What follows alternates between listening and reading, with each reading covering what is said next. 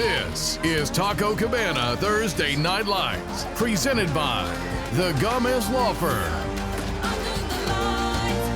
You are looking live 09 Alamo Heights for the first time in TNL's 16-year history. We are at Orem Stadium, the newly renovated, beautiful Orem Stadium here in Alamo Heights. Good evening, everybody. It's Don Harris and Chuck McAtinnick with you as always. Tonight, it's the Clemens Buffaloes against Alamo Heights in a 6A, 5A battle. And Chuck, both of these teams have high hopes for the season. Alamo Heights, especially in Class 5A, one of the higher regarded teams in the entire state. Yeah, we've got them ranked very high in our TNL poll, as you know. Clemens, both of these teams actually have played a very challenging non-district schedule to get them ready for what they're both going to face during league play. What's fascinating to me is both of these teams have been really good, I think, at dealing with a lot of early season adversity, and we might see some of that on the field tonight. Yeah, plenty of injuries to talk about that. We'll get into it later, but we've also got big-time talent on the field. Let's start with Clemens and an all-state linebacker in Ocean Zuniga. You know, this is one of those guys, Don, that when you see him play, as you look at the accolades, you're going to know exactly where zero is on the field the moment this guy takes the field. He's going to be a sideline-to-sideline guy, really good at what he does, not a whole lot that he can't do, and this Clemens team is really going to be counting on a strong defensive performance tonight. They've got some hosses on the offensive side, too. I'm really looking forward to seeing what Clemens puts on the field this evening.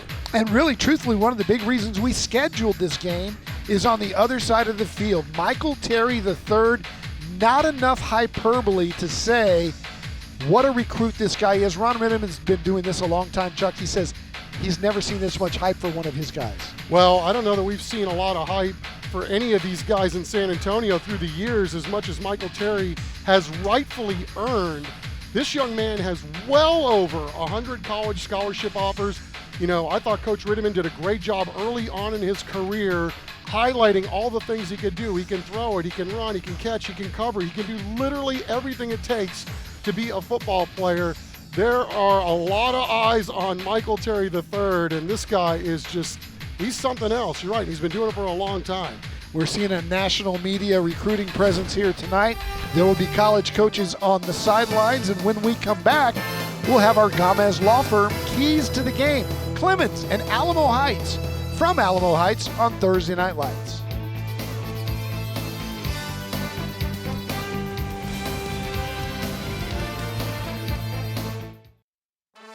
You're watching Taco Cabana Thursday Night Lights, presented by the Gamez Law Firm. Welcome back to Orem Stadium. We're in Alamo Heights, Texas, where Clemens will take on the Mules tonight. Right now, it's time for our Gamez Law Firm keys to the game. Chuck, let's start with those Clemens Buffaloes and Coach Alan Hill. Yeah, Don, they've had a lot of injuries that they've had to deal with to start the season, and you know, Coach Hill says that they've been a little bit of a slow starting team. So tonight, they want to get some first downs, keep their defense off the field, but they want to get some of those early on in the game. And then secondly, end every drive with a kick, be it a field goal, preferably an extra point. They want to be able to get some points tonight. That's something that's been a little bit of a struggle so far for them this season, and then make bigger plays in the special teams. All right, meanwhile, let's turn to Alamo Heights. Coach Ron Rittenman's team's 3-0. What are the keys to making it 4? Yeah, for both of these teams, honestly, you know, this is one for every team every week, right? Protect the ball. Clemens has got some dudes on both sides of the ball. Want to definitely make sure you're doing everything you can to protect. And then secondly, play fast on defense and then win the kicking game. You know, Alamo Heights prides themselves on working very hard on that aspect of the game, especially early on in the season where they can show up and really do some good for you. All right, here's Coach Ron Rittenman. We've been playing Clemens since I've been in San Antonio, and we know what they have over there. They've got some really nice athletes over there. They're going to be well coached. They're going to play hard. I think their chemistry may not have been as good in a game or two earlier this year, but those are all fixable. And I hope they wait another week to get it all fixed. But no, they're gonna bring a lot of good athletes over here Thursday night. And like I said, I know Coach Hill's going to do a good job with them. It's going to be a great test for us as our last non-district game to see if we really are better in all three phases, because we're going to need to be going into district. All right, when we come back, it's almost time to kick it off. We'll have our national anthem and kickoff, Clemens and Alamo Heights on Thursday Night Lights.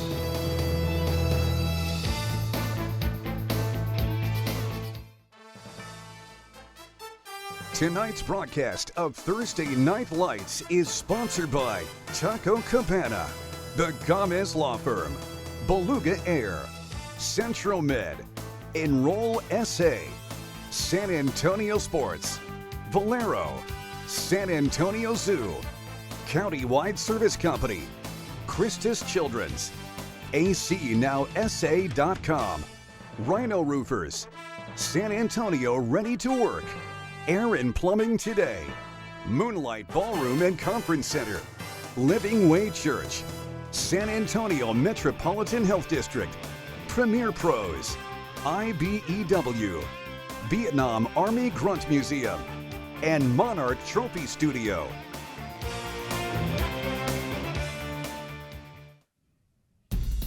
Welcome to Alamo Heights. If you're just joining us, it's Clemens and Alamo Heights, and the Buffalo is breathing fire here in 09. And here come the Buffaloes, ready to take on the Mules. And Chuck, our first trip here, and already both of these schools win the run-through award. The smoke coming out of the Buffalo's nose, and look, Alamo Heights putting on a concert. Yeah.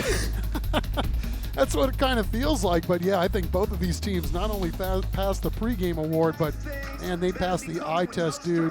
There are a lot of pretty-looking athletes on both of these ball clubs tonight. Should be a fun one here at Orem Stadium.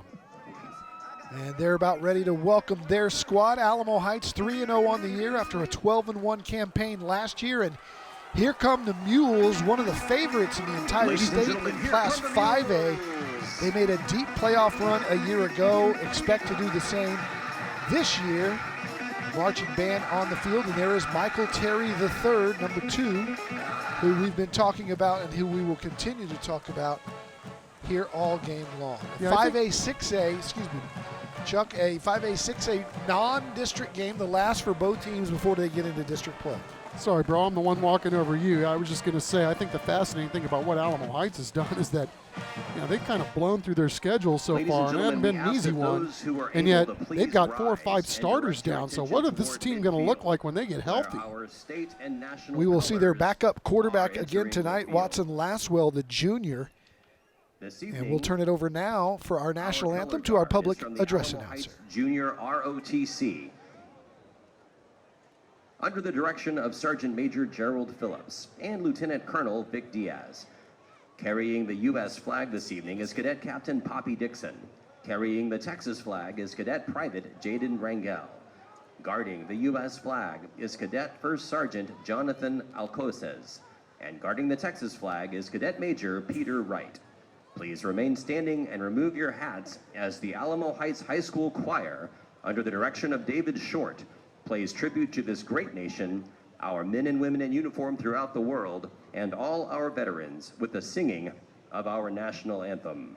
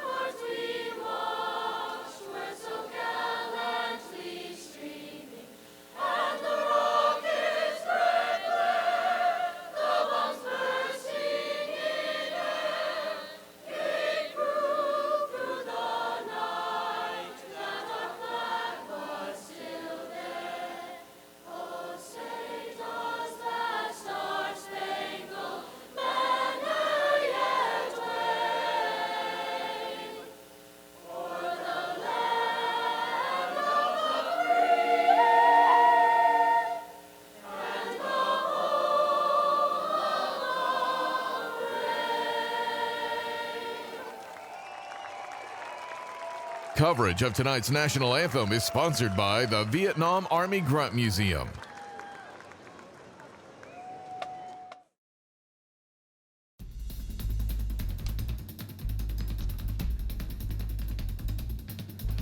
Is sponsored by Air and Plumbing Today, All right, yes, time for our game time weather brought to you by Aaron Plumbing today. It is 91 degrees, but it feels like 99 with all that humidity. We actually got a little rain shower here about an hour before kickoff. Beautiful rainbow there. And it's humid and sticky here in Alamo Heights, but a great night for football, and Clemens will kick it off. Back deep to receive the kickoff. Our first half kickoff brought to you by Rhino Roofers. And Alamo Heights will send their kickoff returners back. It's Trip Johnson and Landon Balden to receive the kick from Christopher Aikman. Yeah, Alan Hill, we get a good look at the coach for the Clemens Buffaloes. Longtime area coach in a lot of different sports, doing a great job taking over the helm at Clemens. Little fake reverse, and Balden will keep it down the sidelines. He's got space. Nice cut back to the 30. And spins his way near the 40-yard line, so good field position for Alamo Heights to set up shop. And that's where they will have it with, again, their backup quarterback, Watson Laswell, the junior. He's played the entire season as Robert Mickler recovers from a fibula injury, but he's getting closer to return.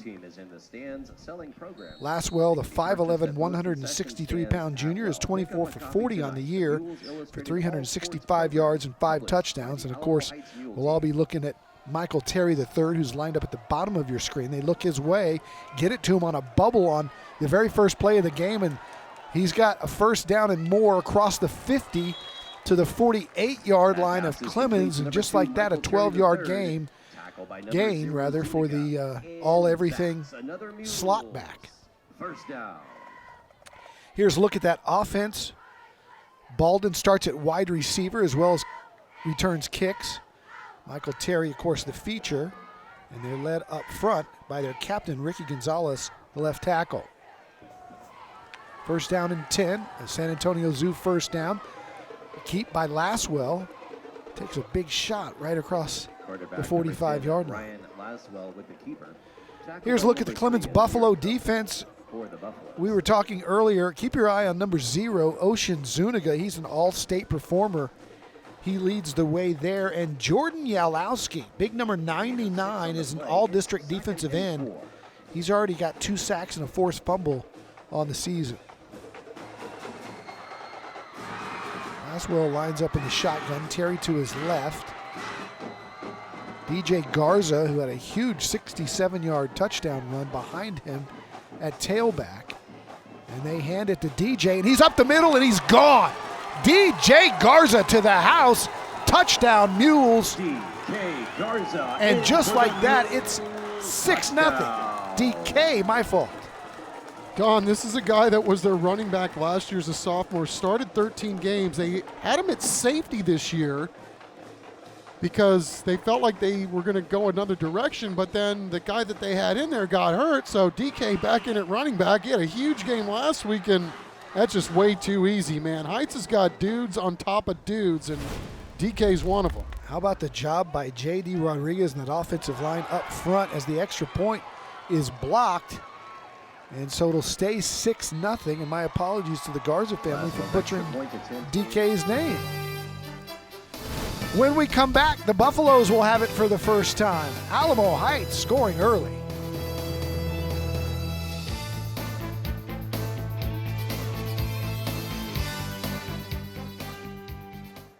The Alamo Heights cheerleaders will sponsor their annual Cheer on the Field event at Mules' next home game. Welcome back, Ron Ritteman, the veteran coach here in San Antonio, who's been a winner everywhere he's been. He came up as Jim Streety's offensive coordinator at Madison, led Johnson to a very successful run before coming over to Alamo Heights, and guess what? He's doing it again. The Mules 12-1 a year ago. Yeah, and he's had some talented teams. He makes no bones about it, and obviously he's done a great job coaching these kids over the years. But Don, he says, when we get healthy, man, we're going to have a chance to have the best team we've ever had here. So, they got to go out and do it, obviously, but I think that's high praise because he's had some darn good teams. Now, and Hill, same thing, he was on the staff at Clemens before Jared Johnston left late to go take a job at his alma mater. So he's kind of had trial by fire too, and they've had a lot of adversity I don't think a lot of people know about. And boy, they're doing a lot of heavy lifting over there at Clemens trying to get it all together, but Allen Hill's going to be the right guy for that job and to guide these Buffs through the storms. Gannon Laswell will kick it off. You saw Derek Williams back to receive it, and it's going to be short and taken by the up man and across the 30, and he's wrestled down by his jersey right about the 26-yard line, and that's where Clemens will set up shop for the first time. The Buffaloes led by their senior quarterback, Spencer Mann, 6 foot 200. And Ocean Zuniga, who stars at linebacker, also plays some running back for him, although Joshua Jackson has been their leading rusher. He's got an offer from Army, but as Chuck talked about, they've had some difficult injuries, and one of them, of course, to him. So it's Gavin Townsend lining up in the backfield here on 1st and 10. It's a San Antonio Zoo first down for the Clemens Buffaloes. They look to throw it on the first down. They go deep, got a man down there, and it's caught. Huge play for the Buffs. On the very first snap of the game, it's Christian Dupree with the reception. And how about the Buffs airing it out? Yeah, dude. What a way to come out if you're Clemens, right? Talked about getting some first downs early, and Spencer Mann throwing a dime on a home run ball. And I'll tell you what, these Clemens Buffaloes, you look at these guys outside, Don, and their wide receivers, they got 4 really good ones. Good speed there. Is actually underthrown a little bit, and he still was able to get, he wants to throw again here. Going deep, got a man, and it's caught for a touchdown. That's Derek Williams. 2 plays and touchdown Clemens, exploiting the Alamo Heights secondary on 2 consecutive throws by Spencer Mann. We were walking around down on the field before the game, and of course, Ron Rittiman and Allen Hill know each other, and Ron Rittiman said to Coach Hill, man, is it a requirement that you got to have tall, speedy receivers? Well, we're getting a dose of that early on. Clemens, what they want to do, obviously, get the ball to their playmakers. They're not asking their quarterbacks to do anything. Just get it outside to those guys and let them eat. All right, so here's Christopher Aikman, and he will try to give them Buffaloes the lead. And we've got a flag down. A delay of game, so they'll back that up. It'll be a little more difficult. Delay of game penalty backs the Buffaloes up 5 yard, and they will re-kick. Jim Sarwell, our referee tonight. Yeah, give us a little chance to talk about Clemens. You know, Don, you talked about their star running back going out. I mean, this guy's all world, right? He's a track guy. He's a power lifter guy. A lot of their offense, and one block kick deserves another, right? Still loose. Alamo Heights has it, but, still not out of bounds. We can get a couple of points here. Another pitch, and they've got room. Miracle on the Mississippi. You got to be kidding. It's Max Bacon.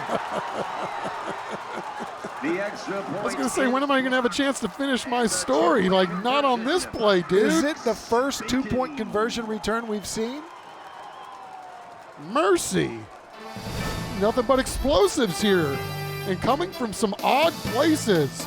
It's a block party at Orem Stadium on Thursday Night Lights.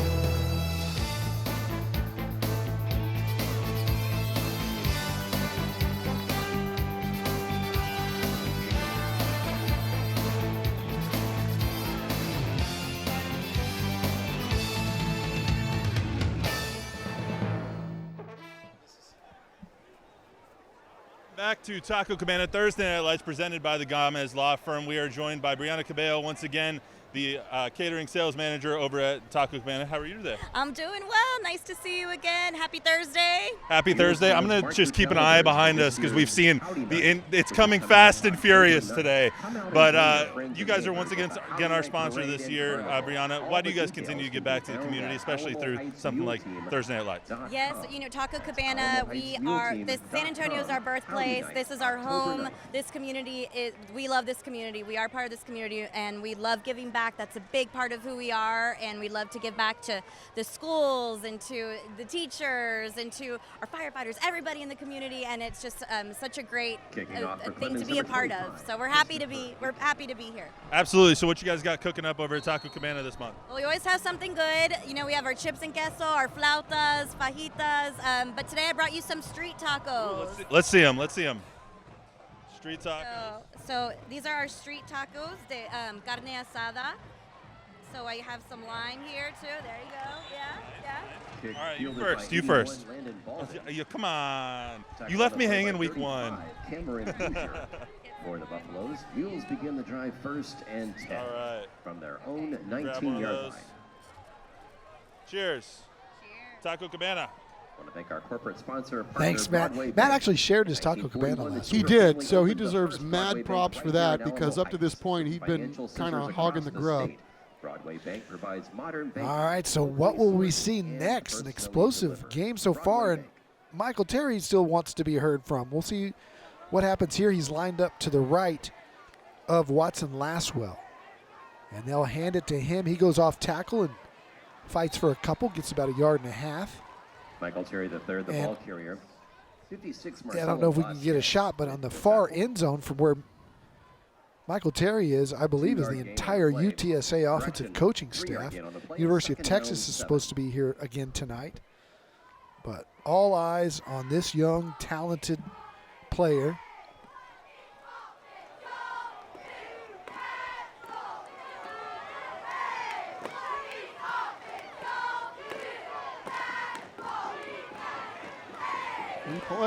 Free plays. They find Terry there. He cuts back and short of a first down. 2 flags on the play. To Michael Terry III. Penalty marker. It'll be offsides. I'll tell you what, Coach Traylor and his staff have kind of stayed on the Michael Terry III train ever since 8th grade. They were the second team to offer him. Offsides, number 20 defense. 5 yards from the previous spot. Repeat second offsides down. It doesn't hurt that Ron Rittiman's son, Hunter Rittiman, is a UTSA offensive coach. Down 2 Absolutely. And I think at the end of this, too, I mean, this goes back to just talent recognition. How do you know that a kid that's in 8th grade is going to be a D1 stud? But Traylor and his staff, like I said, they were second behind Georgia Tech to recognize. They're looking his way. They're firing it to him. He's going to fight for it, but can't quite make the catch. He doubled over the top. Michael Guillory there Terry, incomplete on the pass defense, and he did a nice job breaking it up. Now, just stride for stride running down the field. This is unbelievable coverage and a little extracurriculars there. Quarterback throwing it up for grabs. I don't blame him. I mean, Michael Terry's that good. He usually is going to go up and get that football. But good inside leverage by the DB. So it's 3rd down and short. We'll call it 2.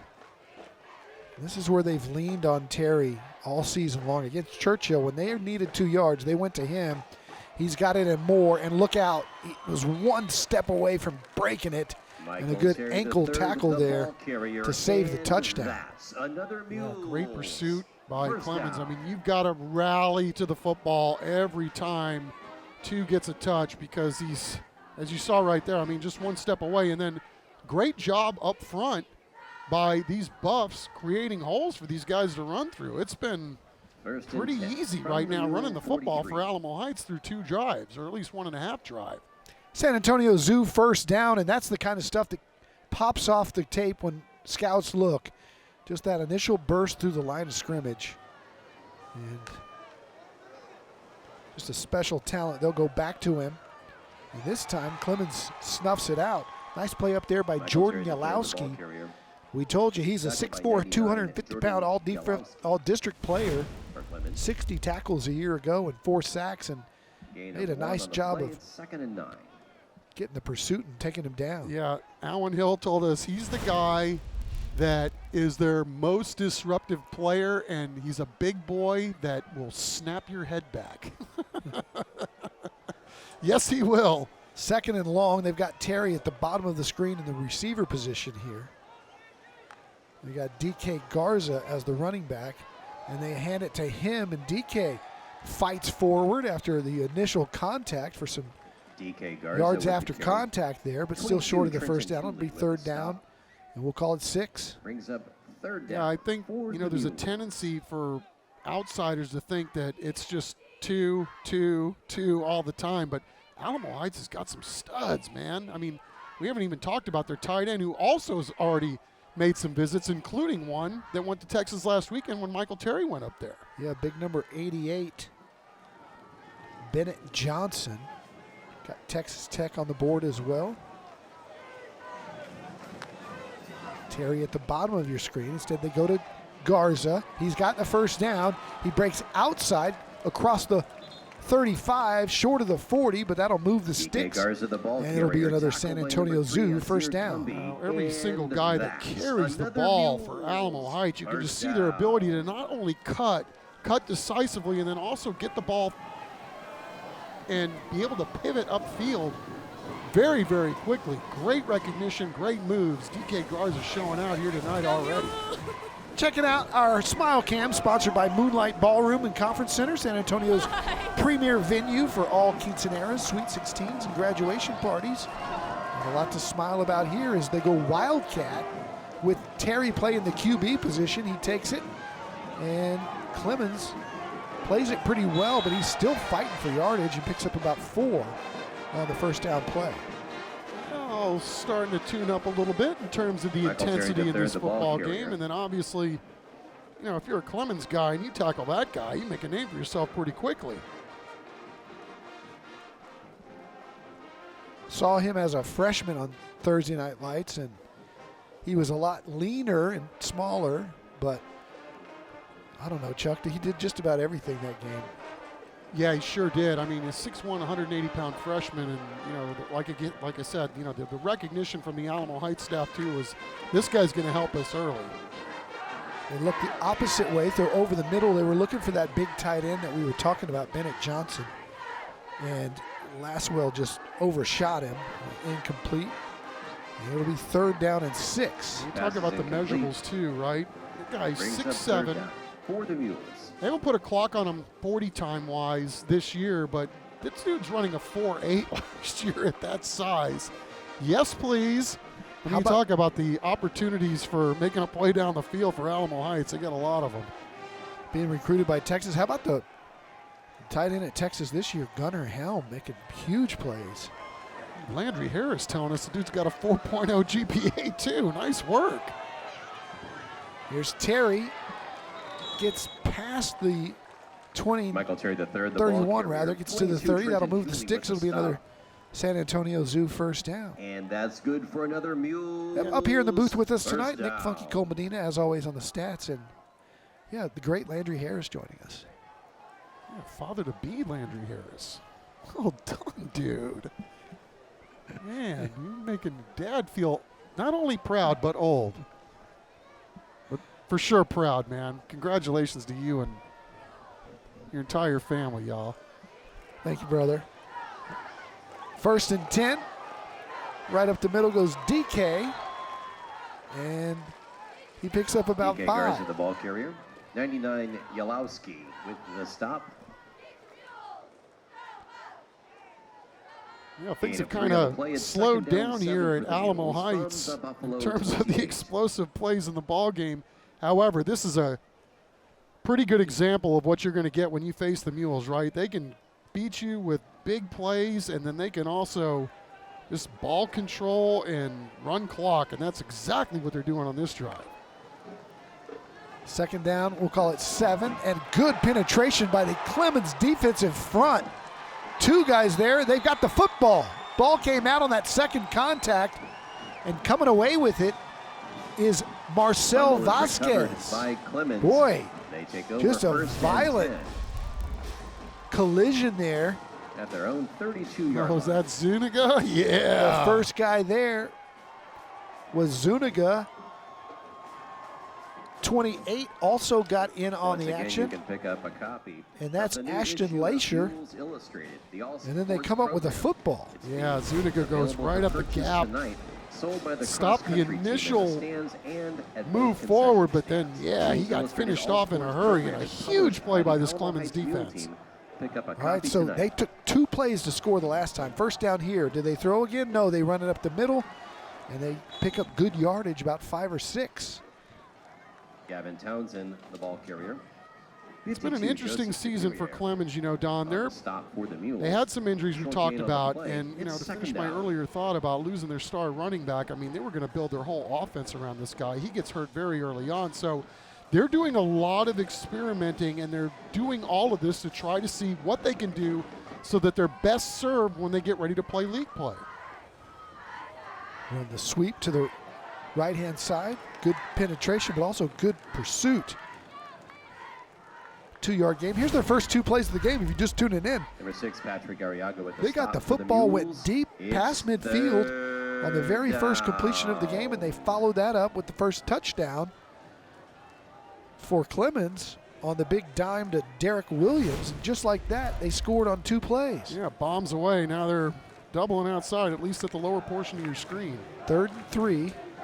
Yeah, I don't think they're going to let Derek Williams be to make it in tonight. I don't know if they're going to have a choice the way these guys run and look. He's soloed up now. They run it, and they're stoned right at the line of scrimmage. Good penetration by the Townsend, ball Heights carrier. front 4. Tackle They on the play answer. by Patrick George Arriaga Braden, and a pack one of the first Alamo guys Heights there, Mules. along with Oliver It's Duffin. 4th down. Yeah, swarming to the ball. Huge defensive stand by Alamo Heights. Patrick Arriaga. Again, man, you just look at both of these teams. We do this week after week, I know, but 6'2", 205. Yeah, a bunch of good-looking athletes in terms of Christopher Eggs on size punt and speed formation. and ability to play football. Nobody back for Alamo Heights. And it goes off the side of his leg and out of bounds with really good field position. The official still coming up. It's the 45, and that's where Alamo Heights will have it, leading 8-6 as we near the end of the first quarter.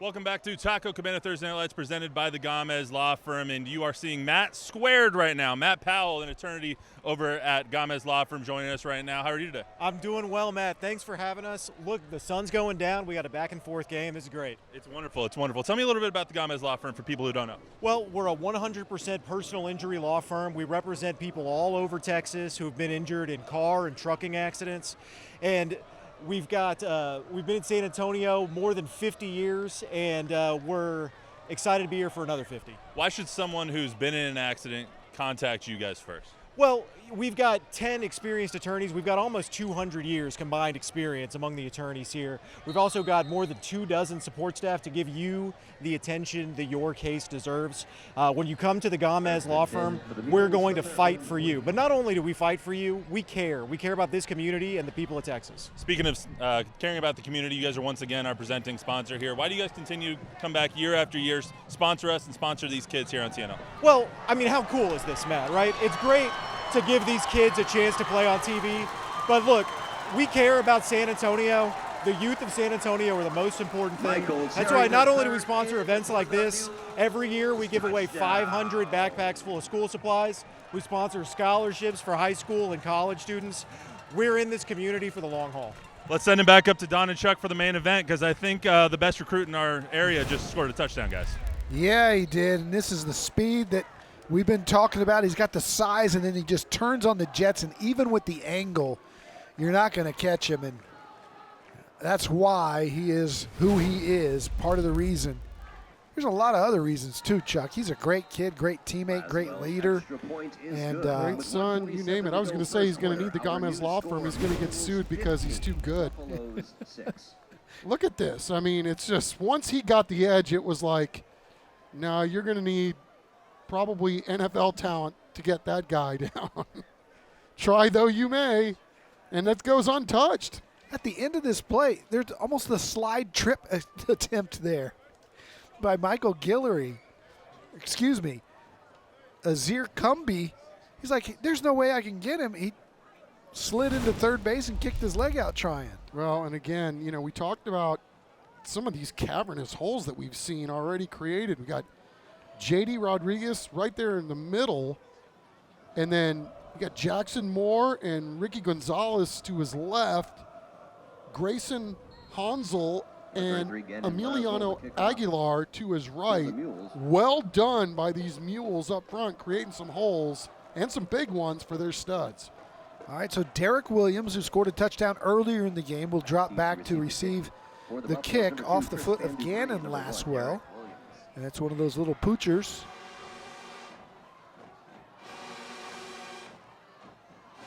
And still fighting for space. Nice return after a short kick by Derek Williams. With the return, 37, Abel Martinez with a stop.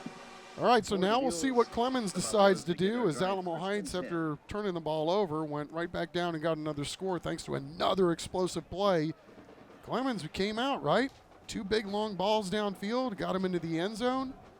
Yeah, for a team that's had so many injury issues, you know, their confidence is not shaken. They're out here to fight, and they're hanging in there, play after play. Yeah, you know, they've been kind of experimenting at the quarterback position, and obviously the senior looks like he's kind of seized the reins here, but, you know, again, work in progress for both of these teams before they get to league play. Spencer Mann will snap the San Antonio Zoo first down, faked left, looks right, and missed the receiver. I think Williams came off his route a little bit, may have gotten tripped up.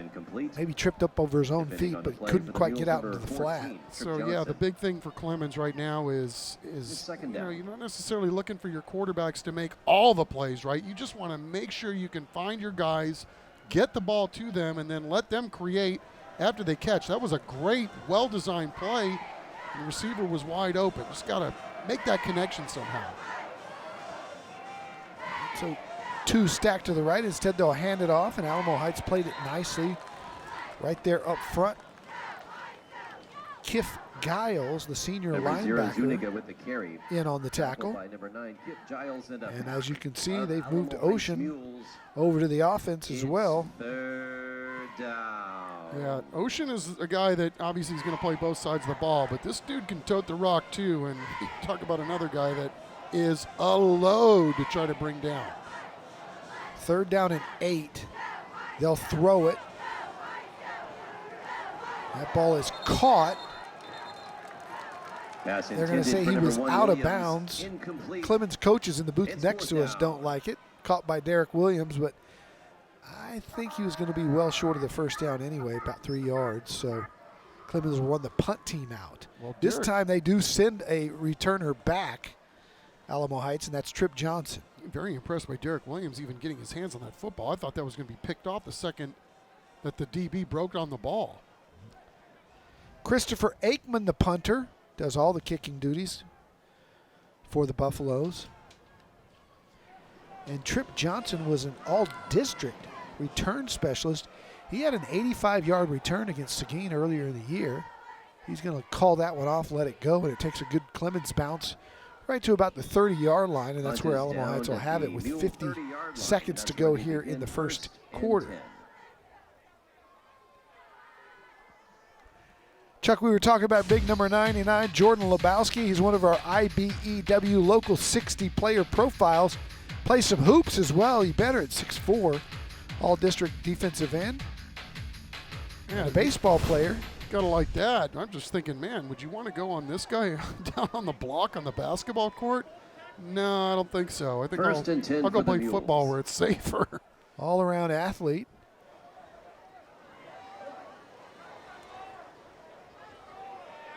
Got 41 seconds left here as Terry lines up in the Wildcat. Keeps and picks up about 5 on first down. And a quarterback with the keeper. You know what I like about him too, Chuck, he looks like a receiver at the next level. I think if he does indeed go to Texas, and that's where most people project Nebraska and Oregon are also really on his top 3. But I could see him a lot like Jordan Whittington in that slot role for Texas. But he's not afraid to just stick it up in there and run it like a tough fullback. Yeah, he's a little more physical, I think, in a lot of ways. And, you know, Jordan is just so twitchy, right? But, I mean, yeah, I mean, if you're projecting out, I mean, look at how much bigger and stronger he's gotten through his high school career. Just imagine what's going to happen at the next level.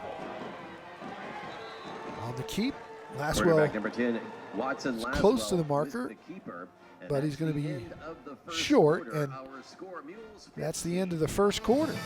A lot of excitement here so far, including the explosive play from number 2 that we expected, but Clemens had an explosive play or two of their own. Good football game from 09, 15-6 Mules. We're back with second quarter action.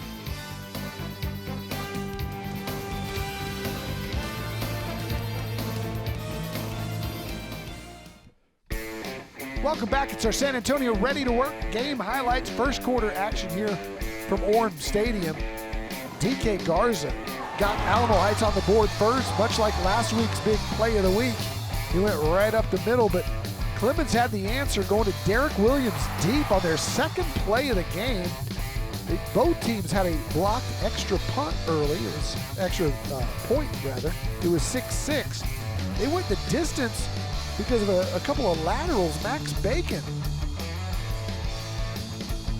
with the 2-point conversion the other way put Alamo Heights up front, and then Michael Terry just breaking it and showing his speed. And he's got the rock right now, and he's carrying about 6 Buffaloes with him across the 45. You keep your hips and shoulders square while moving downfield. And, you know, we've seen the clips already tonight. You know, the vision of these guys when they run the football, I mean, they're seeing things happen before they happen, and then once they get through the hole, see you later. Let's go down to Matt Roy on the sidelines. Well, Don, Chuck, we're here with Joe Corchado, one of the owners of Beluga Air, who is sponsoring our Scholar Athletes this year. Joe, you guys are giving back to the community once again by sponsoring TNL. Why are you guys choosing to do that? TNL. I come from a small country, little town, so we love sports. And I love to get back to young men trying to do something in life as an athlete. Maybe we'll see him on TNL one day too. Be on TNL one day. Exactly. So you guys, what's great advice that you can give homeowners and that can help them save money on with Beluga Air this season? One thing you can do, we can do to help you is attic insulation. A lot of people don't realize that, you know, you might not need a new AC unit, but adding in more insulation in the house is going to help prolong the life of the unit, lower the electricity bill. So, you know, give us a call for the attic insulation. See if we can prolong the life of that AC unit for you. Awesome, Joe. Thank you so much. We appreciate you being here, guys. Back to you. Here goes DK Garza again. A huge gain deep into Clemens territory.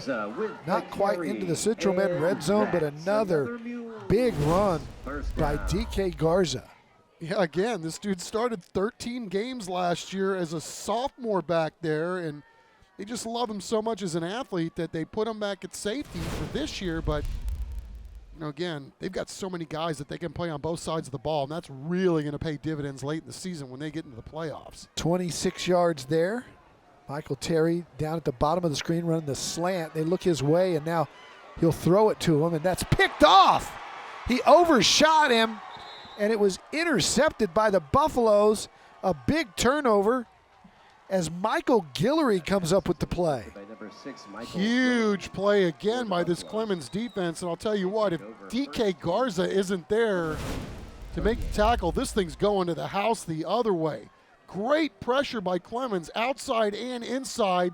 Ball's flipped a little too high, and 6 makes a really good break on the ball and comes up with a big play for his squad. It's a countywide service company first down here in the second quarter, and Clemens dodges a bullet as Alamo Heights' ground game looked like they were going to just run it right back down the field. So instead, the turnover gives the ball to the Buffaloes, down 15-6, and it's Spencer Mann at the helm. Trips to his right, run a man in motion, little pump fake, but he's going to be brought down by that defensive front. Well, good penetration by the Alamo Heights front 4. Boy, I'll say, I mean, nobody really bit on the fake. I thought, oh, this is going to turn out great for Clemens, but everybody kind of just stayed at home and read their keys, and great job by Alamo Heights snuffing that one out. Kip Giles on the tackle, loss on the play of about 3. It'll be second down and 13. Again, 3 receivers to the right for Mann. One of those is Williams, the speedster on the inside.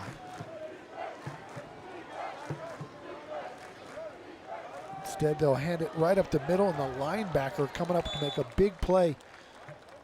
As Zuniga was the ball carrier, but Alamo Heights, Gavin Townsend with the carry. Albert Tackle on the play by Colgager came up and made the tackle. It's third Yeah, I'm telling you what, man, this Alamo Heights defense, we sure have been giving a lot of love to the offense for all the right reasons, obviously, but Heights defense standing up and being stout here as they try to get the ball back to their offense after a huge stand the last time there was a turnover. Gavin Townsend in the game at running back now. Man's going to take off, and he's under pressure, and he's dropped. Maybe a gain of 1, but they needed 13, so it'll be 4th down, and Buffalo will have to turn it over on downs. Patrick Arriaga and company, a lot of heat coming in this Clemens backfield, and 6 is Johnny on the spot. They send Trip Johnson back to return the punt, but guess who else is back there now? Number 14, Trip Johnson. Number 2, Michael Terry III. I wonder if Michael Terry and Trip Johnson maybe have a reverse up their sleeve. Find a way to put the ball in number 2's hands, huh? Yeah, I'm putting the ball out of bounds. They cooked instead, they kick it to him.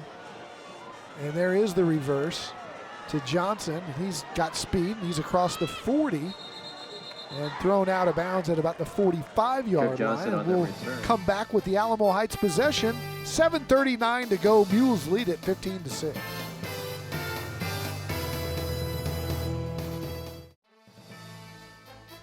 Closed captioning for tonight's game is sponsored by Premier Pros. First down and 10 for the Alamo Heights Mules. Michael Terry lined up in the Wildcat. He'll run it right up the middle. He's got first down and more across the 41. Quarterback number 2, Michael Terry III Pickup with the of keeper, about tackled by 12. Kirby, and that's another Mule. And he makes it look easy, doesn't he? He does. You know, I think some of these earlier runs, they will look more of the finesse variety, you know, just trying to sliding and guiding. That was pure power, man. He hit that hole with a purpose. You gotta Looking like to take that about somebody him, on. right? Oh, yeah. I mean, Different gears. he likes the physicality, he likes playing all the different positions. Split him out to the right on this play. Instead, they'll run DK Garza, and he's got nowhere to go. Pack of Buffaloes there to bring him down. DK Garza, the ball And carrier. doesn't even get back to the No line gain of on the play, scrimmage. tackled by Great 24 job of Phillips. packing right there by Aaron Grace and, of course, Second and Agent 10. Zed. Ocean Zuniga all over the field on both sides of the ball. I'd love to hear that story from the parents. Was it after Danny Ocean? Was it after Ocean's 11? Or Billy Ocean. It's great. Great name. Terry splits to the bottom of the screen here on 2nd and 10. Watson Laswell. There's Garza back there with him. Hands it to him, and he gets about maybe 2. It'll be 3rd down and long. Interesting there, they had Michael Terry one-on-one, looked his way, but that was a run call all the way. I was noticing during the Churchill game that it's not complicated for these Alamo Heights coaches. When they need a play, it's like, let's not overthink it. Let's put it in number 2's hands. And he's lined up to the left of Watson Laswell here on 3rd and 9. And they give it to him on kind of a counter play. He's not going to get 9. Instead, he gets about 3. Michael Terry, the well ball short. carrier. And what kind of Short gain on the play brings up 4th and 5. kicking game here or 2-down territory? They're going to probably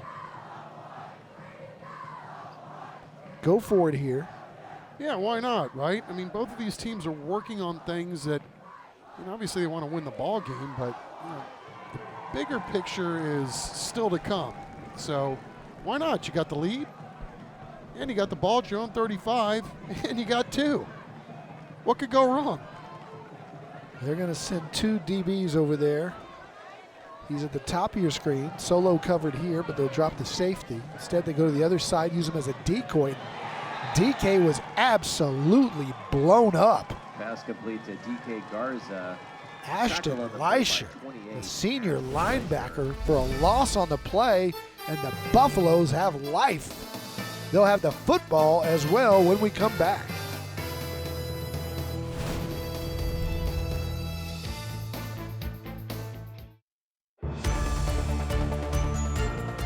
DiDomenico with trips to his right. He rolls that way. Now fires deep. Got a man wide open, and what a catch! Touchdown, Clemens! Beautiful Clemens flashback there. The Buffalo's been on TNL many times, and we've seen some great athletes over the years from Clemens High School. And they've got the football now down 15-6, 4:38 to go here in the first half. Man goes deep, got double coverage down there, and it's broken up. Safety coming over to make a nice play on it was Max Bacon. He's already got a 2-point conversion here tonight. Bacon for the Mules. It's second down. Yeah. What a great name, too. That's what Chuck orders when he goes to breakfast, right? Max Bacon. Yeah, that's another one of those guys, too, that Ron Ritterman said, you'll notice this guy pretty early on in a football game. He just loves the game and he's got some talent, too. We saw that on that blocked extra point that he took the other way. Quick twitch move by the back from Clemens, but a nice job. Gavin Townsend really showed some quickness getting to the outside, but Alamo Heights had it covered. Oliver Duffin coming up to make the tackle. Yeah, snuffing it out is Oliver Duffin. It was a really good play, right? Great closing speed and then wrapped up nicely. So it's third down for the Buffaloes.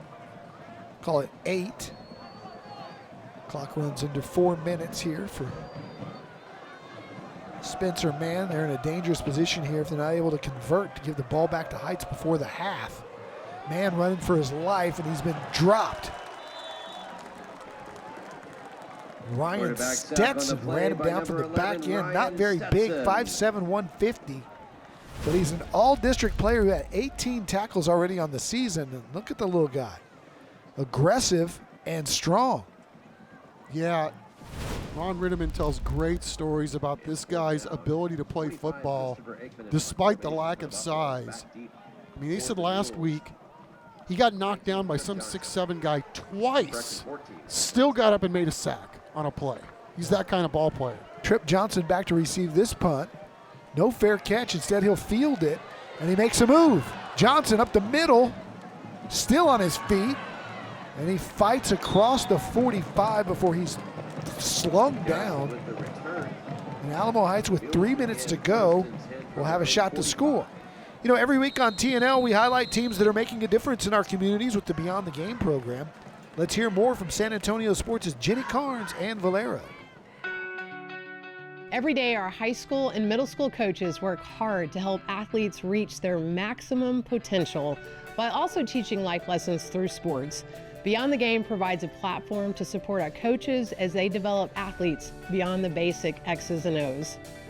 Valero's commitment to integrity, respect, teamwork, excellence, and community service is reflected in every aspect of our work and community involvement. We're proud to partner with San Antonio Sports to acknowledge the next generation of leaders who embrace these values. We are thrilled to have Valero on our team. They are a company that lives their values and makes San Antonio a better place for all of us. Having Valero as a teammate for Beyond the Game will help this program continue to positively impact more teams, coaches, and families. 4 teams will be recognized in the San Antonio High School All-Star Football Game in the Alamo Dome. If you want to nominate, you can visit sanantoniosports.org and learn more about the program and nominate a team or individual today. Love San Antonio Sports and Valero and the Beyond the Game program. So many great teams around our entire area doing great things in the community. Alamo Heights with a chance to score here. 3 minutes to go near midfield. Michael Terry soloed at the bottom of the screen. Instead, they handed DK Garza, breaks 1 tackle, 2 tackles. And look at DK Garza get yardage, probably 7 total. Just won't go down. Yeah, some dirty yards from that young man, fighting and trying to slug it out, get to the sticks, and try to keep this drive alive. And now it's 2nd and short, just on the sheer hustle of number 21, DK Garza. Already up over right at 100 yards for the ball game. Coaches for Alamo Heights do a nice job of mixing it up, the different looks, the formations. Terry now lines up in the I as the tailback. Second down and 2, they hand it to him, and everybody knows that he's getting the football, including that Clemens defense, but he's got enough for another first down, a countywide service company first down here in the second quarter. And that'll stop the clock for a second to move the chains as we'll tick down inside 2 minutes before the next snap. Yeah, nice, clean, well-played first half so far, and Alamo Heights trying to do its best to get some more points. And then obviously behoove them to take as much of this clock with them as they can. Terry lines up to the right of Watson Laswell. They're on first down. They've got all their timeouts left. They run a counter to the left. He breaks up the middle, and he'll be fighting across the 25 to about the 23-yard line. Chuck, just a man among boys play right there. Yeah, it really was, and I don't know who the tackler was. I thought he did a good job of kind of laying off. He could have done one of those dangerous tackles, and he just, you want to make sure that you don't want to do anything to hurt too, and just play good, clean football. Good job by everybody on that one, and yeah, you're right. We're not going to be surprised by anything that young man does on the football field, that's for sure. They're running out of time. Inside a minute, another countywide first down. Again, it's Terry, and he's now in the Central Med red zone. And to our point earlier, and I think they'll take a timeout there. And they do inside the Central Med red zone. To our point earlier, Chuck, he likes tough yardage. For a guy like we said, we think will play receiver at the next level. He embraces that Joe Mixon toughness, physicality. And I think it helps too. I mean, when you're 6'4" and over 200 pounds, man, you can do a lot of damage at this level, right? I mean, although the kids are getting bigger as we see week to week, but I mean, if you can play like him and you're built like he is, I mean, why wouldn't you like contact? Because you're the guy that's probably going to be dishing out more than you're taking it. 13 carries for almost 140 yards and the touchdown. And we're back in 15 seconds. Do you know a San Antonio teen in 7th to 12th grade looking for ways to get involved in the community? They can apply to be a Project Worth Teen Ambassador today. For more information, visit our website or call 210-207-8850.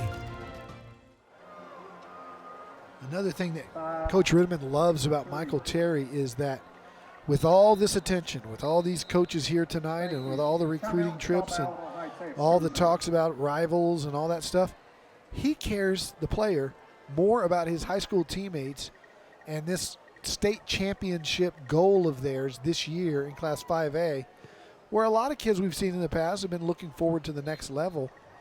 He's really enjoying the high school experience. And he's heard more than one occasion, I'm talking about Ron Riddiman, that a lot of the coaches that he hears from, it's like, we not only want the kid, we want the parents too. I mean, that they've done such a great job. And you never know how you would handle having a prodigy as a kid, but they seem to have done everything about as well as you could possibly do it. Here he is on the keep. He breaks it to the outside, breaks another tackle, fighting towards the goal line, and he gets to about the 3-yard line with 44 seconds to go, and they may run a little more clock here. Thought he might get up a little slowly, but he's okay. Yeah, he got submarined and torpedoed down here at the end, and I tell you, I think every time you watch this young man play football, you're just thinking, man, there's so much more ahead of him, not only this year, but next year too, right? But there's a big target when you're Michael Terry III with everything that he's got going on. And after that play, he needs a bit of a blow. Ron will call timeout. That'll be their second. They'll have one left with 44 seconds to go. And, can't wait for our halftime show. One of the high school bands that we feature on TNL this year is going to win that $5,000 band grant. It's all based on your vote. Scan the QR code on your screen or visit the cw35.com/station/contests. You got to be 18 and live in our viewing area to vote. The $5,000 band grant sponsored by Christus Children's. And make sure you stick around for the Central Med halftime show. Had some good band performances in recent weeks, and we'll see 2 more good ones tonight. Yeah, looking forward to it. 32 seconds to go. Beautiful stadium they've got here, and you know, they've got so much construction going on. I wonder what this place is going to look like 3 or 4 years from now. I mean, rebuilding the whole amazing. school. Yeah, the gym is fantastic. New football stadium's halfway done. There's portables everywhere right now because they've basically torn down the old high school and they're rebuilding, and it's going to be beautiful. There's the new home side with the new press box. See us waving? And on the other side, the far side, they're going to tear those stands down and also the field house and redesign that whole section. So work in progress here at Alamo Heights, but so far, so very good. All right. It's 2nd and goal with 32 seconds to go. 1 timeout left. That looked a little bit like a bust. And Laswell running for his life. Now he's going to throw it, and it's knocked down. And good defense right there. It's actually a play that worked out well. Michael Guillory made a good play, but that play actually worked out pretty well for Alamo Heights because it looked like Laswell was going to take a loss, and the clock would have kept running. Yeah, man, it looked like a little Brett Favre action here, hoping this guy can make a play on the back end. But, man, you are dancing with the devil when you're trying to test Michael Guillory. He just showed off that he's the best cover guy and the most athletic. I mean, that's unbelievable that he could stay back there and hang with his guy for as long as he did. Unbelievable play by Michael Guillory. A good coaching moment there from Ron Ritteman explaining the down and distance and clock situation there. They still have the 1 timeout. They'll go Wildcat with Terry. High snap, but he's got it, and he's got a touchdown easily. Michael Terry III walks in for his 2nd touchdown of the game, and the Mules score with just 18 seconds left. You know, I think it's really interesting how Alamo Heights has really had this team concept going, even when you have a guy that's as talented as Michael Terry II. You know, how do you not think about giving this guy the ball and letting him touch it every single time, right? But Coach Ritteman says, hey, man, we get down and it's 1st and goal at the 5. There's a good chance he's going to see the ball 3 times in a row. So, you know, they've done a good job of mixing it up, and you have to if you want to be a team that goes very far and, you know, use your weapons as best you can and then also preserve them on some levels. But when in doubt, 2's your guy. Yep, and 2 is the call here. They want to go on the 2-point conversion after having 1 blocked. And we might get a timeout from Clemens to talk this over. And again, you got to think Allen Hill's going to tell all 11 of his guys, number 2 is going to run the football. Stop him. We're back in 15 seconds. Cheer on the field event at the Mules' next home game. Hey San Antonio teens, are you looking for ways to share your voice, creativity, and ideas on ways to positively impact the community? Become a Project Worth Teen Ambassador. For more information, visit our website or call 210-207-8850. There's Michael Terry getting a little drink of water. Got to be impressed with his durability as well. Putting up numbers, 15 touches, 15 carries rather, 158 yards and 2 touchdowns on the ground. He's also got a catch for 13 yards. Haven't seen him on defense yet. Saw him on 1 punt return. But he does just about everything, including go for the extra point here, a 2-point conversion. And they'll line him up in the Wildcat. Yeah, he's played quarterback, he's played receiver, running back. We've had him on the D-line, linebacker, corner, safety. Obviously, he talked about his ability to return kicks. I mean, this guy has just been really, really fun to watch his 4 years. It'd be fun to see him throw it here. Michael Terry gonna go 2nd effort, not quite get there. Ran into his own guy and couldn't quite get over Ricky Gonzalez, and so he'll be short, so he'll stay 21-6 with 18 seconds to go. A little bit of a high snap, kind of messed up the rhythm of that play right there, but all in all, really good job by Alamo Heights taking the lead in this football game. As we see Michael Terry trying to find the ears there, does successfully on the touchdown run, and then a little bit of a errant snap there on the 2-point conversion. But you know, Alamo Heights has had a couple of turnovers here, but Clemens' defense, I think all in all, doing a very good job too with the weaponry that Alamo Heights has displayed here in the first half. Our Smile Cam brought to you by Moonlight Ballroom and Conference Center. With us this year, San Antonio's premier venue for all quinceañeras, Sweet 16s, graduation parties, and where you can find Mr. and Mrs. McAtenick cutting a rug on most Saturday nights. Darn right. Measure twice, cut once.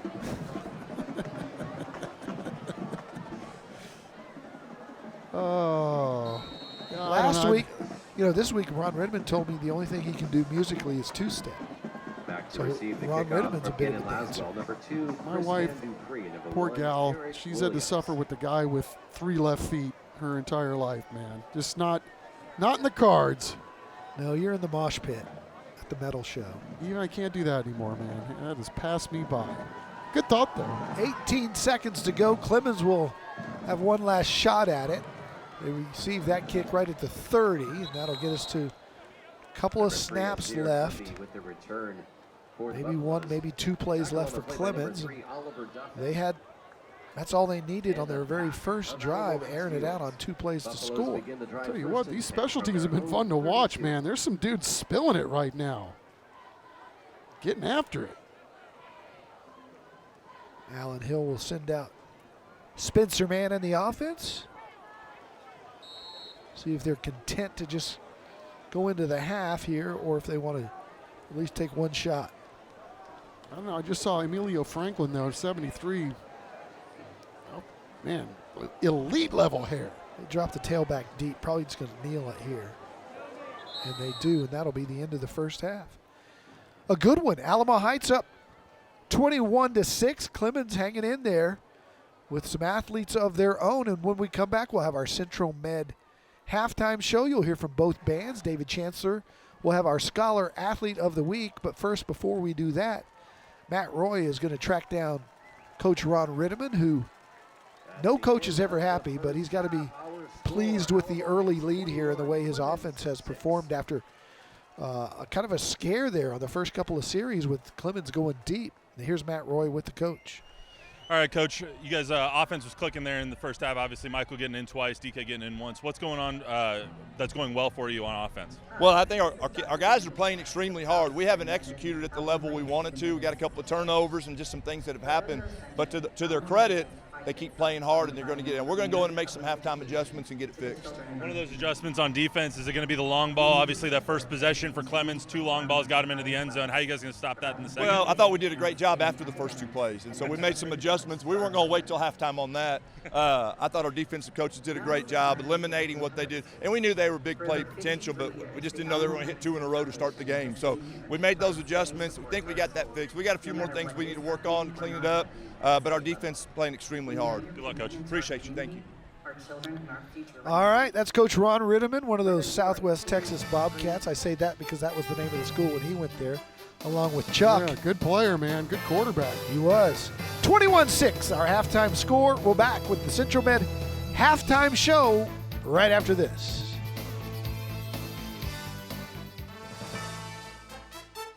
Tonight's broadcast of Thursday Night Lights is sponsored by Taco Cabana, the Gamez Law Firm, Beluga Air, Central Med, Enroll SA, San Antonio Sports, Valero, San Antonio Zoo, Countywide Service Company, Christus Children's, ACNowSA.com, Rhino Roofers, San Antonio Ready to Work, Aaron Plumbing Today, Moonlight Ballroom and Conference Center, Living Way Church, San Antonio Metropolitan Health District, Premier Pros, IBEW, Vietnam Army Grunt Museum, and Monarch Trophy Studio.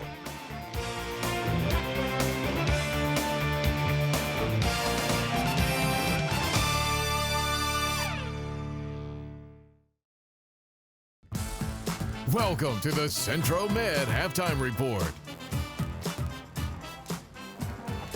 welcome back to Taco Cabana Thursday Night Lights, presented by the Gamez Law Firm. Great game going on. Our first one here at Orem Stadium in Alamo Heights. 21 Mules, 6 for the Clemens Buffaloes. Right now, the Clemens Buffaloes band is on the field. We spoke to their director of bands a little bit earlier this week.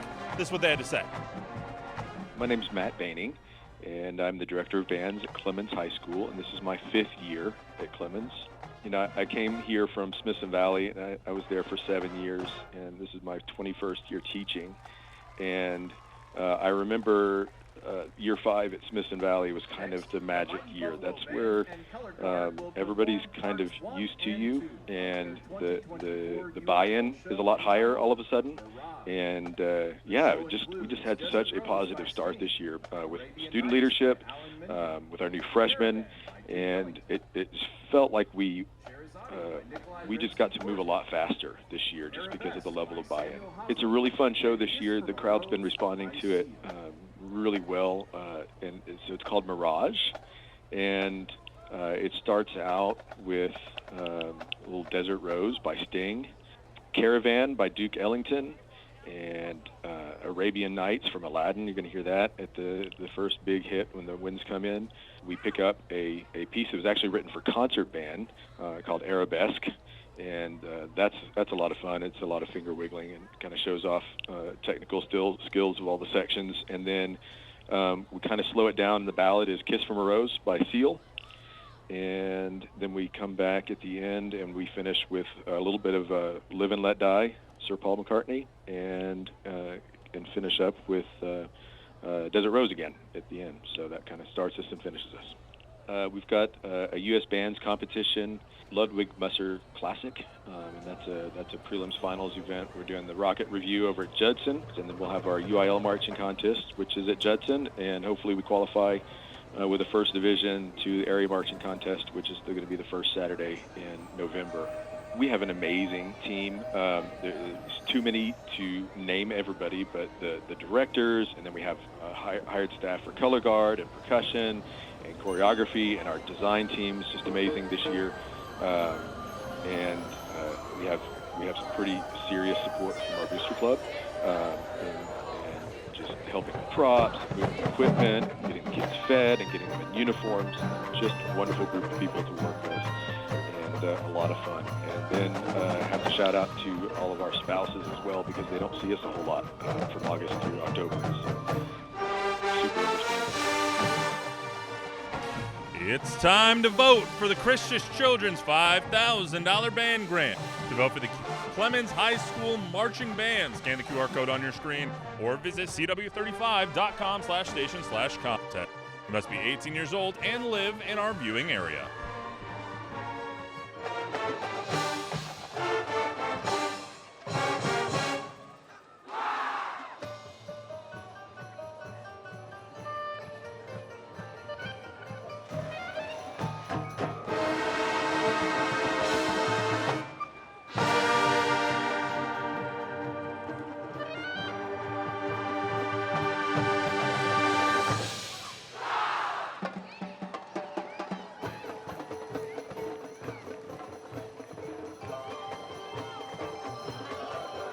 San Antonio middle and high school athletes are doing great things for our community. San Antonio Sports and Valero are shining a light on teams and individuals who model key values through their actions. This week, we salute 2 schools whose community projects demonstrate beyond the game values. Members of the Warren High School football team spent their morning welcoming students back to campus at 3 of their feeder schools, cheering on students, opening doors, and walking them to class.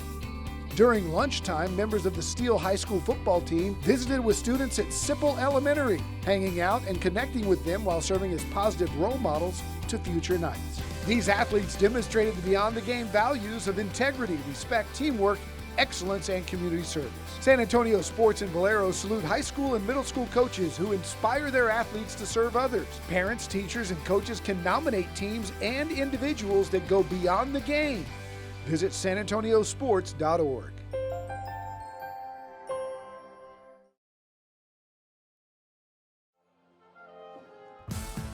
You're watching the Central Med Halftime Report. Welcome back to Taco Cabana Thursday Night Lights, presented by the Gamez Law Firm. And if you haven't checked it out just yet, check out Sneakers and Cleats, the podcast. Don Harris, Chuck McGintinnick, and myself, we vamp about all things sports. And every Monday, we do our high school hype squad, going over our TNL top 10 and talking about our matchup of the week. So if you're interested in Alamo Heights, if you're interested in Clemens, last week we had Brennan and Sotomayor. We go all around the area talking about the great athletes that we have here in the San Antonio area. It's one of my favorite episodes that we do every week. We do it every Monday. We film it at 1 o'clock, and we put it on YouTube on our News 4 and Fox SA YouTube channels. So if you haven't checked it out yet, go check it out now. Gets a whole lot smarter when it comes to high school football, because Don and Chuck, they've been doing this for a long time. That's why Chuck's hair is so white. But let's get back to the action. The Alamo Heights High School Marching Band coming onto the field right now. Earlier this week, we talked to the director of bands. Take a listen.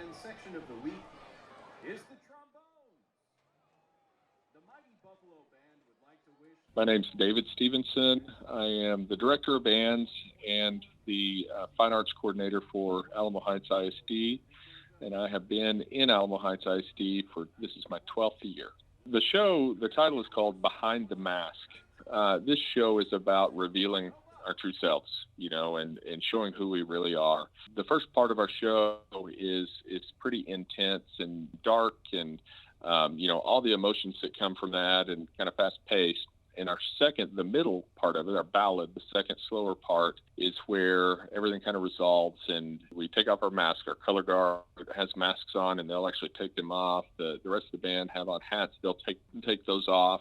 When we do have our visual props, which we will not have at this game, but when we do have those, they will turn and change colors. It'll be a totally different, brighter visual palette as we paint that, and the music changes too. So at that point, we're able to express ourselves. And then the last part of it, the last movement, is pretty upbeat, from a piece called Apollo Unleashed. And so it's, pretty exciting, major keys and things like that. And it is, just about happiness and knowing who you are and being able to express who you are. The one thing that sticks out to me is this group of kids are just jumping in whatever we're asking them to do. We're doing a lot more choreography, basically dancing and movement, and these kids are going for it and not afraid to fall a little bit or fail a little bit and keep working at it. So they're fantastic. They seem excited about the show. In a lot of ways, it's a much more difficult show physically and musically than we've done in the past, and these guys are just going for it. Our student leaders are fantastic. We rely heavily on them, and they've stepped up. My colleagues, the other directors here, Mr. Moreno and Mr. Chester, as well as our color guard directors, Yamika and Coach Hidalgo, just are fantastic to work with. I absolutely love it, and they're doing such a great job teaching these kids and keeping them excited about it and pushing them forward. And then I also want to thank our parents, our band parents, who support us. They're amazing. We have a wonderful booster club. The band association is just amazing in what they do and keeping these kids going, keeping them fed, keeping us, going the right way. So I, just want to thank them and our whole leadership in our district supporting fine arts. We're really lucky to be here in Alamo Heights, and Fine Arts in Alamo Heights is a fantastic place to have fine arts. To vote for the Alamo Heights High School Marching Band, scan the QR code on your screen or visit cw35.com/station/contests. You must be 18 years old and live in our viewing area. Thanks again to Christian Children's for sponsoring this year's $5,000 band grant.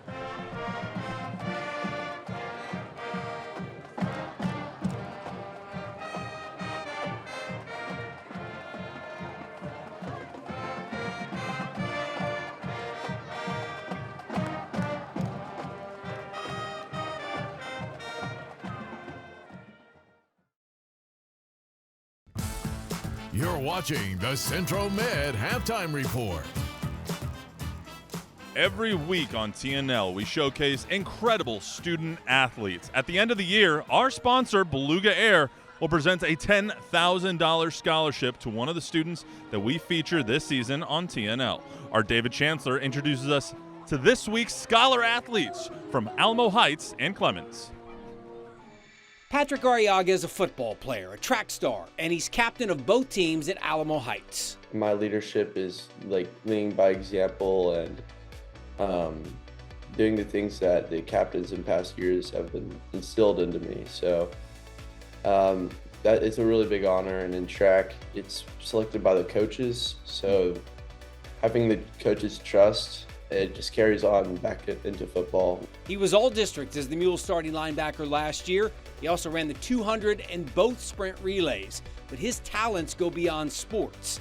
99 GPA, Honor Society, even volunteers for the Boys and Girls Club, but his passion is scouting, and he followed the family footsteps by earning the rank of Eagle Scout. Both my uncle and my grandfather were Eagle Scouts, and those, growing up, those were two of my role models, or two people that I always looked up to. Their leadership sparked his own.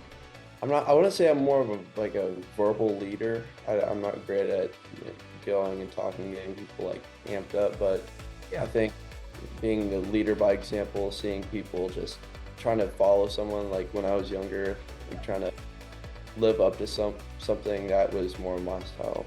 Arriaga has twin brothers who are freshmen at Alamo Heights. He says his legacy lies with them. I hope that my brothers carry on my name, and then hopefully my cousins come here after my brothers graduate and carry it on too. Spoken like a true leader. Isabella Andrews has played volleyball for more than a decade, and she's not done. The Clemens senior is already committed to playing for Texas State. It's definitely a bit of a stress reliever, just because I already know what I'm doing, I already know where I'm going, and I don't have to worry about that for my senior year. And you're right, I get to have fun and just kind of focus on being a senior for the last time, being in high school instead of worrying about college.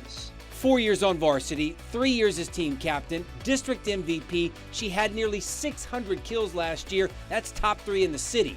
She's about as good as they come on the volleyball court and about as smart off it. She's got a 106 GPA and is ranked number 7 in her class. How is a 106 GPA not number 1? I do not know. It's very competitive. What are those kids doing? Exactly. They're so smart. All my classmates and just everyone in general, they're so smart. And it's definitely a lot of competition, but it helps me stay motivated to do better. She plays club. She volunteers at the animal shelter. She's on both student council and the Honor Society. Obviously, she knows how to manage her time, but she also manages to be happy, and that comes from being involved. When I joined student council and National Honor Society my sophomore and junior year, it definitely helped me gain more friends and more confidence in myself. That really helped me with my game and just being happier in general, being able to know that I did have a good support system, that I can do this, I can believe in myself.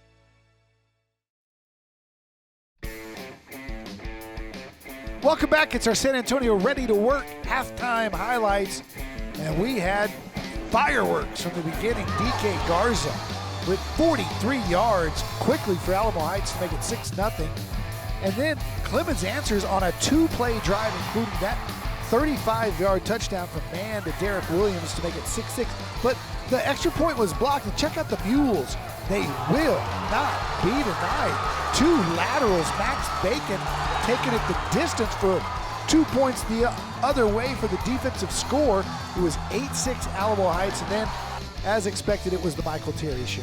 First time, 55-yarder, showing his speed on the edge. And then Chuck, he's also showed he can be a bruiser going up the middle, although he wasn't touched on this play. And that made it our halftime score of 21-6. That's where we stay at third quarter action. Straight ahead.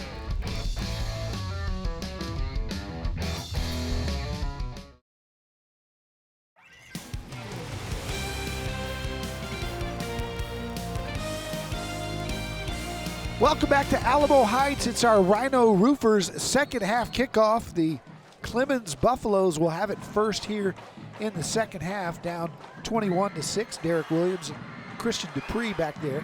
And it'll be Gannon Laswell doing the honors for the Mules. Clemens very competitive in this ball game, doing their best to hang with one of the better 5A teams in the entire state of Texas. Alamo Heights, meanwhile, scheduling 6A teams, good 6A teams, as they get ready for district play next week. Short kick, be taken at the 15 and across the 25. That ball's out, and Alamo Heights may have it, still loose, and it looked like Clemens got on it on the second effort. Alamo Heights had it for a second, and then hustling in there was number 6, Michael Guillory, to save the day for the Buffaloes. And there's a flag down too, so we'll see what comes of that, but man, just an awkward landing. Just got popped and the ball came out. Delay of game. There's no foul for delay of game. I was attempting to refill the play clock. All right, let's go down to the sidelines with Matt Roy. Matt? Spoke to Coach Hill at the break, and he said offensively they need to keep going on the big plays. Obviously, the Mules made some adjustments, but they know they're going to have to make big plays to win. Defensively, I asked him, how are you going to stop Michael Terry and DK Garza? And he said, well, they have a nice division of labor. The defensive coordinators is going to handle that, and he's pretty happy that isn't his job to do. It's a tough assignment. So we have another whistle here and a delay of game now. They waved off the first delay of game. They'll call it here, and Clemens will back up and be first down and 15. I like that attitude from a head coach. Delegate. That's why I delegate that to my defensive coordinator. Yeah, I mean, you know, and again, it speaks to what Alan Hill and his staff had to kind of deal with late. I mean, Jared Johnston left late, and thank goodness you had a skilled coach on Alan Hill's part that you got on the staff that you can kind of make this as seamless as possible for everybody involved. But, you know, they've had to do some juggling because of, you know, when the coaching move happened, when it did. Jared Johnston took a job at his alma mater, and they've been trying to find their footing ever since. But, you know, again, they're in this, Don. This is a long play for them, right? They've had to juggle because of some injuries, and their whole season is still right there in front of them when they get to league play. So a lot of experimenting early for the Clemens Buffaloes. Ocean Zuniga picking up a first down on their first play. They throw it out to the edge there to the guy they first completed the first play of the game to. That's Christian Dupree. He's got a nice gain. He'll move the sticks for another San Antonio Zoo first down. 3 first downs for Clemens already. Yeah, Christian Dupree already making a couple of nice plays in this game. He was one of their star players a year ago, had the most targets of anybody outside. This guy's a heck of a football player, and he had to overcome a lot just to get to the ballpark tonight. They'll sling it out again to the edge, and a nice play there. It's Dupree again. He's got speed. He's inside the Alamo Heights 30-yard line down at about the 26. Why not? Find something that works. Go to it. Absolutely. It worked so well on the first drive. It was bang, bang in the end zone. Get the ball outside. And again, for Clemens, it's not so much about the quarterback making the plays. It's these studs that they got outside. They got 2 younger underclassmen guys that are pretty good too. So it's first down and 10. Another San Antonio Zoo first down. They run it this time. Across the 25. Yeah, Matt? Don, Chuck just alluded to Mr. Dupree and how hard he was fighting to come into the stadium tonight. His foot got run over earlier today by his brother this morning. And so I was talking to him before the game. I was like, did you have any thought of not playing today? And he was like, nah, my foot's fine, but it didn't feel good in the moment. Yeah, run over, Don, as in run over by a car. That's right. Thankfully lived to tell about it. And not only that, play well in a football game hours later. They're looking down the sidelines, and that's a great catch. Tyler Campbell high pointing the football and coming down inside the 5. Yeah, Tyler Campbell had some explosive plays last week, finally breaking out. But as we talked about, they've got some dudes outside, and it just doesn't stop with their 2 returnees. They've got some players. And into the end zone for a touchdown are the Clemens Buffaloes, at least they say. No sign from the official yet. Looked like it was pretty obvious, and now they call it late. And I believe it's Ocean Zuniga doing the honors, and it's 21-12. How about that? do some explosives on the outside, and then it's good old-fashioned bully ball with Agent Zed sticking it in. Man, he might have been short, but no replay in high school football. That's definitely one they would have looked at the next levels. Here's the extra point. It is up and true, and it is now 21-13. Christopher Aikman with the extra point. And here come the Buffaloes, a one-score game. Plow the road, big fella, plow the road.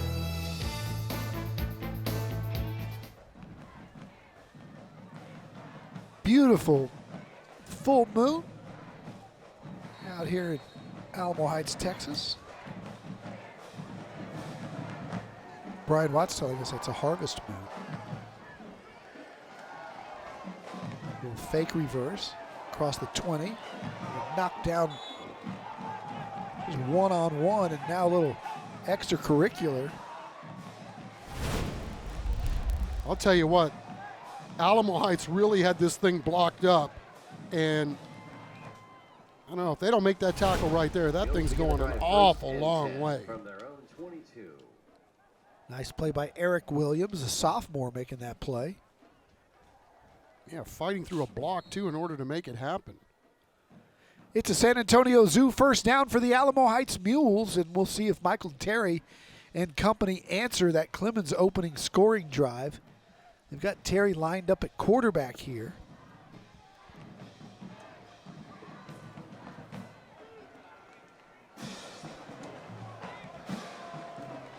And he'll hand it.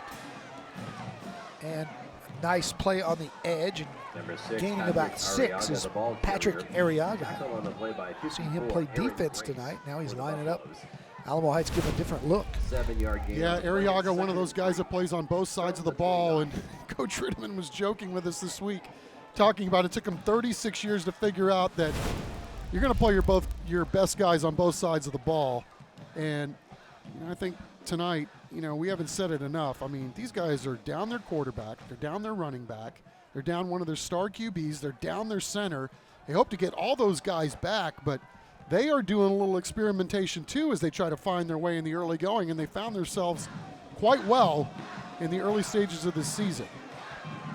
Garza has it here and did a great job of navigating outside the intended gap, getting to the edge a bit, and then turning it upfield for the San Antonio Zoo first down. Yeah, indeed, right? Just like Arriaga the play before, right? Just find a way to find the crease and then fall forward and get some extra yards.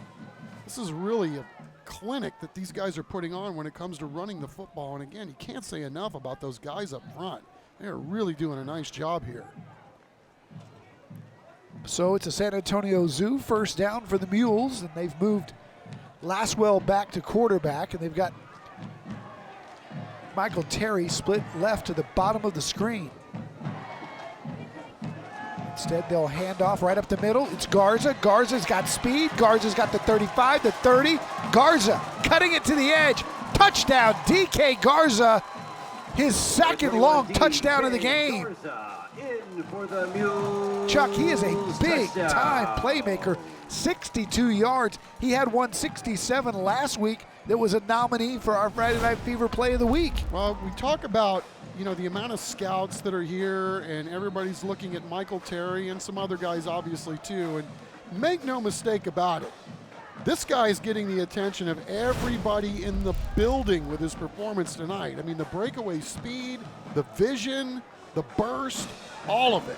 What a performance. Extra point is good, and it's 28-13 Alamo Heights on the back of DK Garza.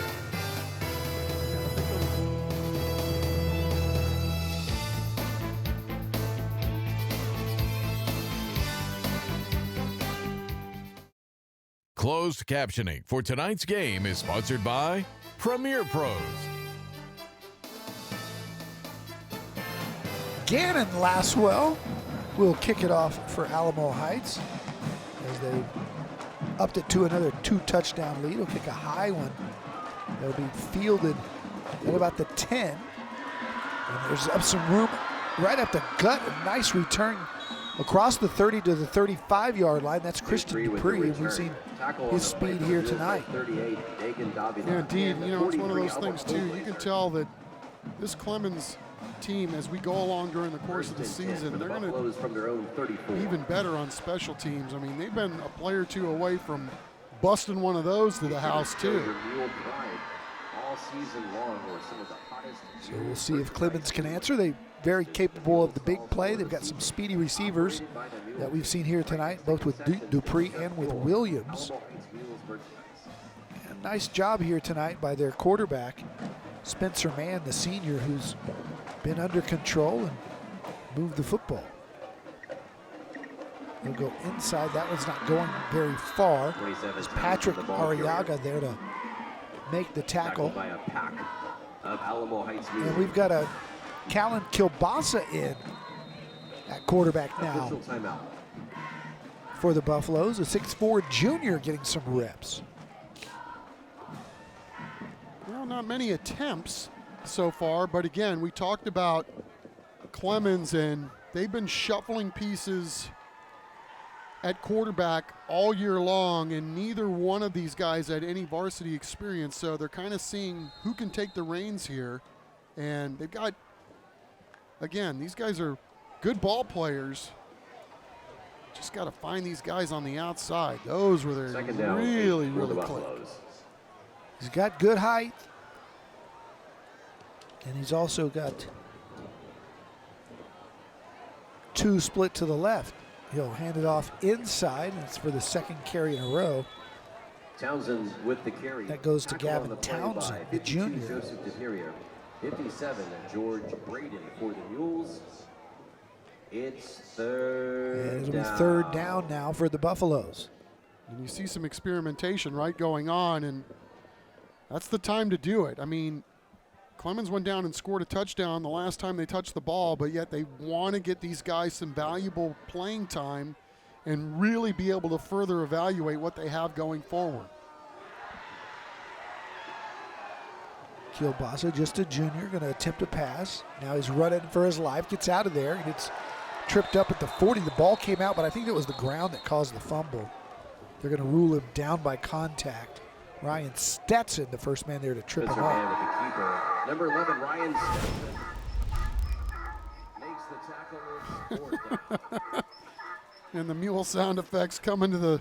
Was that a mule? That's the... I believe it was. That mule sounded like a duck.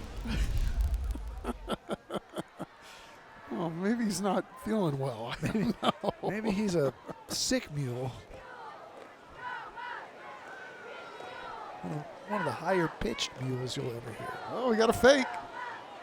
Getting to the outside and gonna get the first down. Bully ball first down.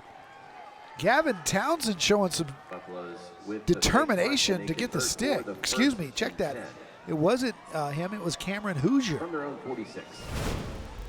Yeah, more like who's your daddy on the back end of this run. Look at that. Bam! Get a couple of whacks and moving the sticks. Nice work. And now we'll see if they're going to stick with Kilbasa. They do.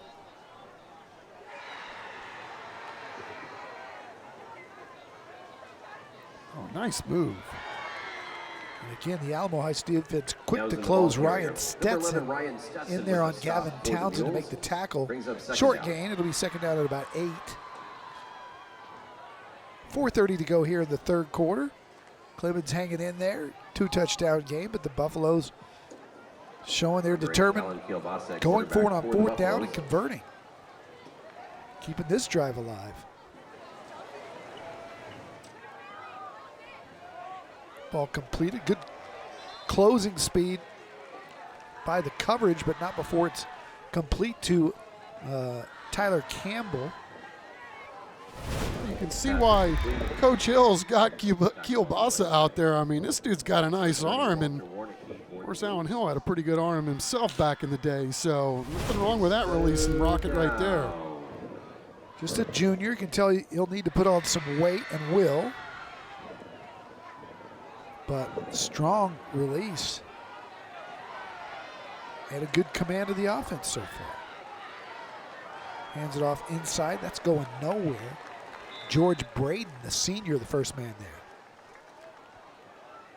Townsend, the ball carrier. Alamo Heights has been really stout against the run this evening. There's no doubt about that. That front, whatever they're playing, 3-4 or 3-3, guys are rallying to the ball, playing really stout. So it's 4th down. Less than 1. Jamming the box on this one. And the Buffaloes are going to little boot it out, complete it. Has a And chance. Williams has some speed across the 20. Williams breaks a tackle. Excuse me, that's Dupree. Touchdown. He dances in. Christian Dupree. Complete to number 2, Chris Van Dupree for the Buffalo touchdown. The guy with the titanium feet. Pick him up, put him down, break a tackle. What a great play design, right? Everybody bunched, and they clear out some space. Dupree comes free. Oh, just shedding guys. Nice. Old skin. Nice play to break the tackles. 2 Mules missed him. He's got the touchdown and second big catch of the night after getting his foot run over by a car today. Right? Yes, this morning. Crazy. Only funny if you live to tell about it, right? Mercy. And the Buffs will go for 2, and now Penalty marker on the play. there's a penalty marker down.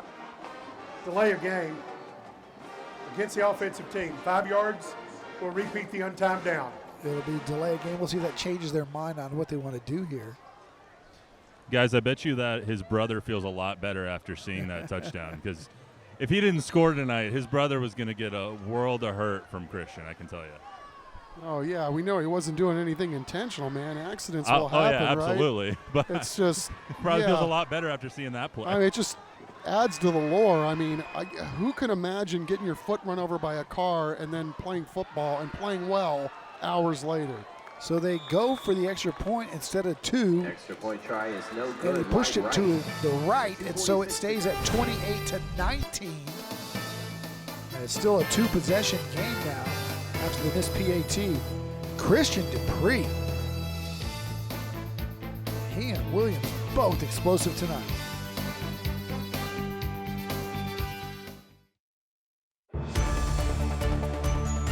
Kickoff will be fielded right at the goal line, and the Clemens Buffaloes bring it out across midfield and break it. Across the 35 to the 40, down the sideline, and gone. Christian Dupree. Yeah, so we've seen him before, albeit with a different jersey number, and if I'm not mistaken, that was a night where they went back and forth 3 times in a row, right? Judson and Clemens. Yeah, and so Christian's just a junior, too, so he's been doing this a while now. And Miles from Judson is playing at Texas A&M. Little fake reverse look again. Here come the Mules across the 25 to the 30 and hit late out of bounds. See if there's a flag there. Ron Ritterman wants one, but he may have been contacted right at the edge. Alden with the return. Mules begin No their flag. drive 1st and 10 from their It'll be own 1st and 31-yard 10. line. Right at the 33. Let's see where they spotted. 31. Yeah, now we'll see if Clemens' defense can stop this Alamo Heights running game. I mean, what do we got, Nikki? 340 yards? So far from Alamo Heights, I mean, it hasn't been a lot of ground and pound or ground chuck. It's been like ground chunk. Some huge explosive plays. Third quarter flying by here, just 2:38 left. Here's Watson handing it to Terry, and he'll pick up 4 tough ones. Again, Michael Terry. Terry's a third. No diva here. He likes the Tackled tough by yardage, Q2 likes the for physicality of for the Buffaloes. sport. 3-yard gain on the play. It's 2nd and 7. It's an interesting call, Chuck. We saw last year James Peoples from Veterans Memorial, who, by the way, has 2 early touchdowns for Ohio State as a true freshman. He was the top recruit, maybe in the country at running back, one of them. And he was a little banged up with a hamstring and decided to concentrate on his health. Just didn't play in any of the non-district games and played late in the season. But here's Michael Terry. Sure, he's got his future ahead of him, but he's prioritizing his high school teammates, prioritizing where his feet are and the moment and enjoying his senior year, and he wants it. He wants all the heat. He wants all the smoke, like that play right there where he gets slung to the turf, and not necessarily trying to protect anything for the future. And wants to enjoy every moment of his high school season. You got to tip your cap to a guy. Right, and don't think that doesn't go a long way in the locker room too, right? With guys his own age and guys younger who see how it's done, and look out. There he goes. Terry taking on 2 shots. Another big gain across the 35 of Clemens territory, and they'll spot it right there at the 35 after another huge gain, 41 yards. And, you know, as good as this guy is, and he's earned every bit of the love and attention that he's given, again, we've seen a lot of guys here tonight perform well. And, you know, there's a benefit of having this guy on your team, and even if you're on the other team, right? There's a lot of eyes every time Michael Terry takes a field, and I'm talking about from college scouts. I mean, there's a lot of guys that are getting opportunity tonight because 2's on this football field. Yep.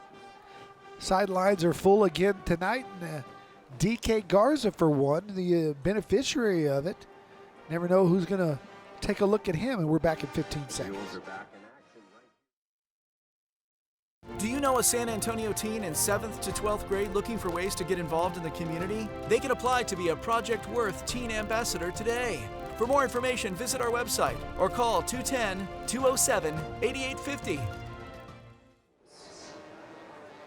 28-19 our score as we're near the end of the third quarter. Alamo Heights on the move after a very quick third quarter here at Orem Stadium. Our first trip to Alamo Heights in the 16-year history of Thursday Night Lights, and they couldn't be more accommodating. This place is beautiful. The recent renovations that continue here in 09. Right, and you see the stats on Michael Terry tonight, and he's not the only one that's running the ball well here. But, you know, again, if you're a college scout and you're here tonight and you don't know about an underclassman by the name of Dupree from Clemens, guess what? You do now with the way he's playing. Absolutely. A lot of benefits tonight. San Antonio Zoo first down for the Mules. And they'll hand it to Garza. Garza, as always, picking up positive yardage. Gets a few, maybe 3. The ball carrier, number 3, Cumby, on the tackle for the Buffaloes. And it's time to take a look at our Monarch trophies. Call 344-3777 for all of your trophy, plaque, awards, business, sports, anything you need, they've got it at Monarch Trophy, plaques, crystal, whatever you need. Just go to mtsawards.com or call the number on your screen, and we've got a timeout on the field. That's the end of the third quarter. When we come back, fourth quarter action, Alamo Heights leads. They're looking to add to it here on Thursday Night Lights.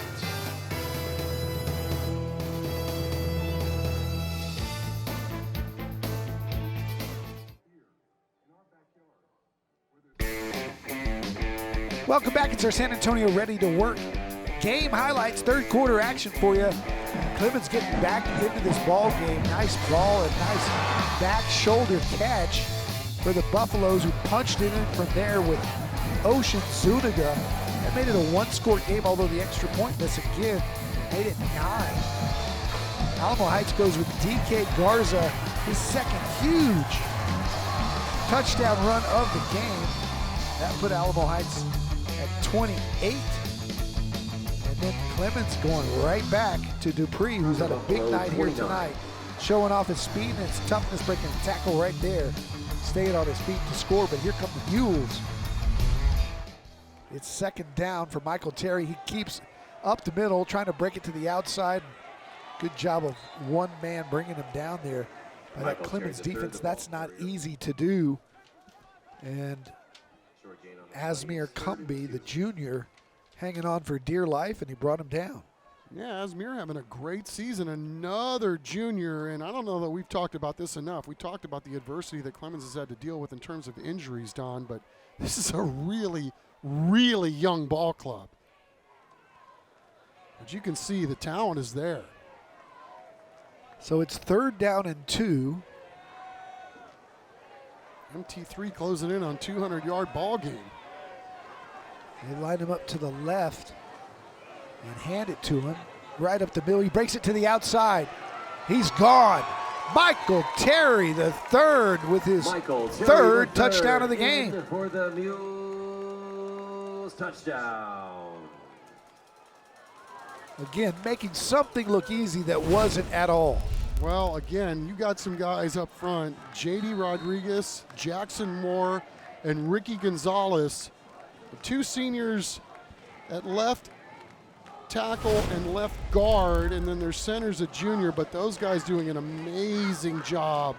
And again, you give that guy that much daylight and good things are going to happen more often than not. Clemens doing their best to hang in there, but it's been too much Michael Terry. 35-19, Mules on top.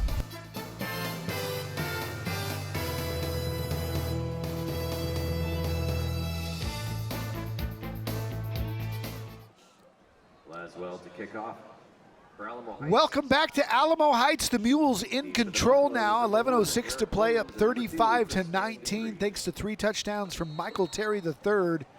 We hyped him up, and he's lived up to all of it, as has his teammate DK Garza.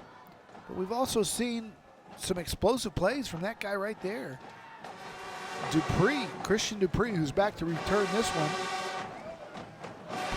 It's taken by the up man, and another good return for Clemens across the 35. And Clemens has had 2 different quarterbacks play tonight, including Spencer Mann, who quarterbacked the entire first half. They've gone to Callan Kielbasa here in the second, and he's made some nice plays. Yeah, that was a nice little return, as you said, by Alan Myers. I mean, he had a plan and saw what he wanted to do and then did it, got it upfield, and gave his team a decent place to start this drive. It's a countywide service company first down for the Buffaloes. Start play on their own 35-yard line. They fake the little lateral, and instead Callan will run it himself right up the middle. Took a shot at the 39. Number 8, Callan Kielbasa with the keeper. Albert Colgazier for Alamo Heights has been a physical player tonight, and short gain on the he play. made the tackle. Well, they may want to go back to that play and actually throw it. That looked like that was going to be a well-designed play. It's something to think about going forward, either tonight or in the weeks ahead. Kielbasa on 2nd and 6. Will hand it off, and Gavin Townsend, the junior, who's a little bit undersized, but he's tough. He's feeling that one after running it for a couple. It'll be 3rd down and about 5. Short gain on the play brings up 3rd. Again, we can't say enough about the job that this entire Alamo Heights defense has done when it comes to stopping the run. Really, really strong in the box tonight. Conversion opportunity here, 3rd down and 4. A little bit of a wildcat look for Williams. He keeps it. He's going to be short. It's going to be 4th down. Number 2, Chris Van Dupree, the ball carrier. Number 6, Patrick Arriaga. And Patrick Arriaga for the Mules came up to make the tackle. Is 4th down. He sure did. You know, he got a little bump on the last play, and just to show you what kind of ball player this guy is, he comes down and dishes some of it back out on the next play, and here we go on 4th down. It's our Moonlight Ballroom and Conference Center Smile Cam. We'll see who'll be smiling after this 4th down conversion. Ball's on the ground. Either way, it's going to Alamo Heights. The Mules recover. Fumble on the play, and Kip Giles, 9, Kip Giles has the recovery. And they just left the ball right behind them. Yeah, a little tricky. Let's see what happened. Yeah, just never found the ears, and I think that was supposed to be a pull. somebody didn't get the memo, but either way, I mean, if they run that ball right there, that thing's going to be stopped. Something tells me that was going to be a pass. Mules begin first and 10 from the Buffalo So 38. Alamo Heights will try to put it away here, already leading 35-19. It's a countywide service company first down. And it's quarterback Watson Laswell with Michael Terry to his left. Instead, he turns and hands to the counter. Patrick Arriaga with the carry. And that's Arriaga, the linebacker who just made a play on that last series, running the football. We talked about him going both ways here tonight. Gain of 2 on the play, second down 8. 99 sure is fun to watch, isn't he, Don? What an athlete. We talked about his prowess on the basketball court, on the baseball field, and a heck of a defensive end. Sure looks the part. That's for sure. Jordan Yalowski, 6'4", 250. Second down and 8. Here's Terry in the Wildcat. Going to run it right. Got a good block out there. Cuts it to the edge and then cuts it up. Gets across the 30. We near the marker. Depends on the spot. Number 2, Michael Terry the third. The ball. He's about a yard short. By 99, Jordan Needs the 28. And they're spotting it right on the 29. So it'll be third down and 1. Yeah, good job by Yalowski again, getting out there. I mean, this is tough, right? You've been having a hard time stopping the run all night, and Michael Terry's coming at you, and Yalowski just kept fighting and finally got there and stopped Alamo Heights just a shade short of the sticks.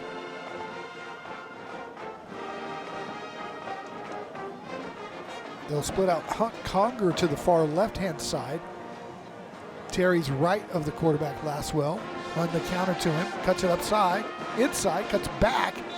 Has the first down and is across the 25 down to the 24-yard line. Michael Terry the third. I mean, the ability to tackle on the play by go either outside or inside. I mean, it's just remarkable, right? I mean, his ability to get down, get through the hole, and then, you know, to cut it back towards where all the traffic is coming and still gain valuable yardage. I mean, this guy is an absolute technician, whether he's catching the ball, throwing the ball, and running the ball at this level.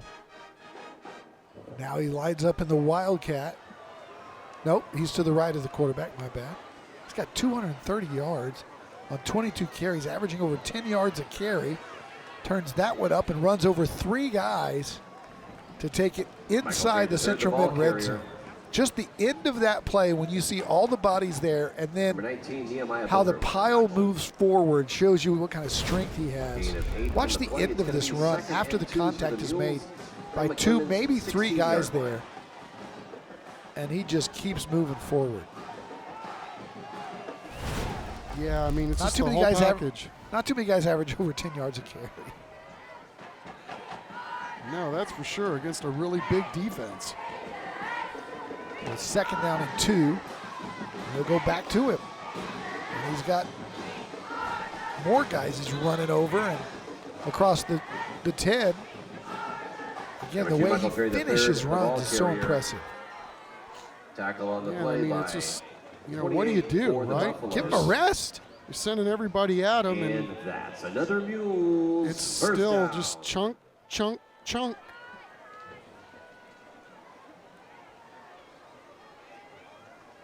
Meanwhile, this game is just moving so quickly because of these runs. Looks like he'll be a little short of the TNL record, 296. Bruce Moody from Highlands had such a huge game. Remember Juan Morales was coaching him, number 3, I believe. Little guy, but he put on a show that night. DK guards of the ball. Terry's putting on a show here tonight, 245 yards now on 24 carries. For Clemens. Yeah, it's been a heck of a performance by these Alamo Heights Mules in terms of It's second and goal. what they've been able to do running the football tonight. It's been one guy after the other. Of course, Michael Terry, the third, is going to steal the show, how great he is. But, man, this is going to be a team that we're going to be hearing an awful lot about this year and for a long, long time. They had such a great playoff run last year.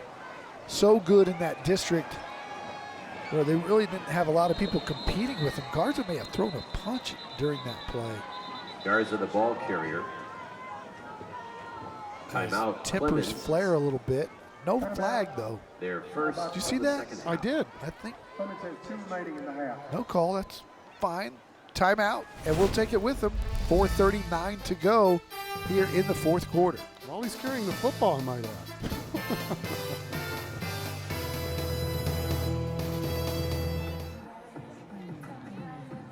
We're back at Orem Stadium, the first time TNL's ever been to Alamo Heights in our 16-year history. And the Mules playing fine host tonight and embracing it to a score of 35-19 as they show off their 5-star recruit, Michael Terry III. And they're looking to add to the lead here with 4:39 to go. And under pressure and sacked is Laswell. And Clemens fighting to the end here. Nice play there by Ashton Leiser, who's made a few of them tonight. Yes, he has. And talking about under pressure, the first thing I thought of was ding, ding, ding, ding, ding, ding. Yeah, what a play. Ice This Ice guy. Baby? Yes, that one too. No, because that one went dung, dung, dung, digga, dung, dung. Right. For the lawsuit. Yeah.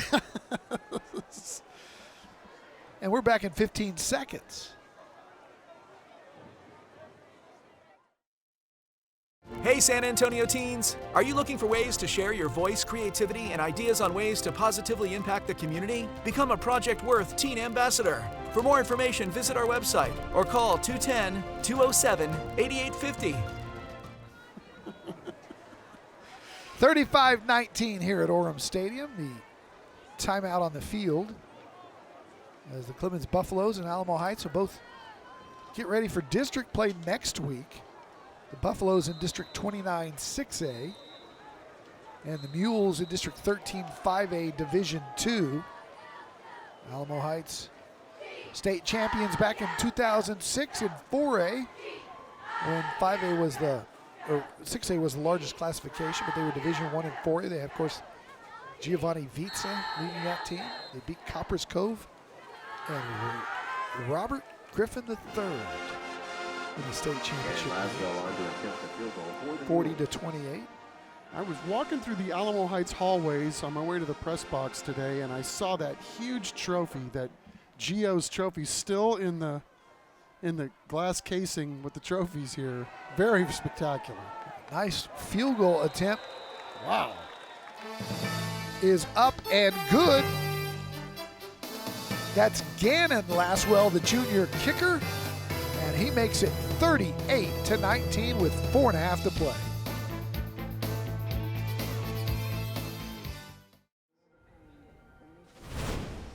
Welcome back. Time for another IBEW Local 60 player profile. This is number 29, Max Bacon. He had that 2-point conversion return on the lateral. He's a captain. He's on the Unity Council.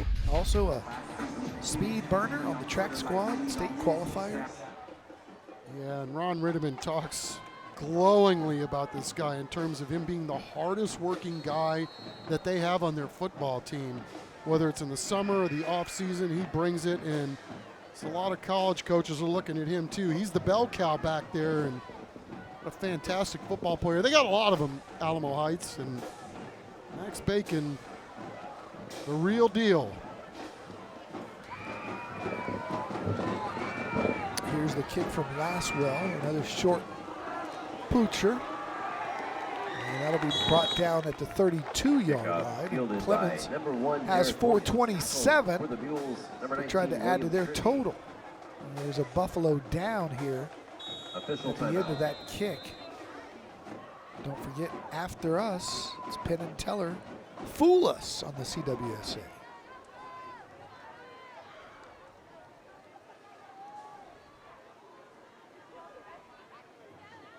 May have been the return man.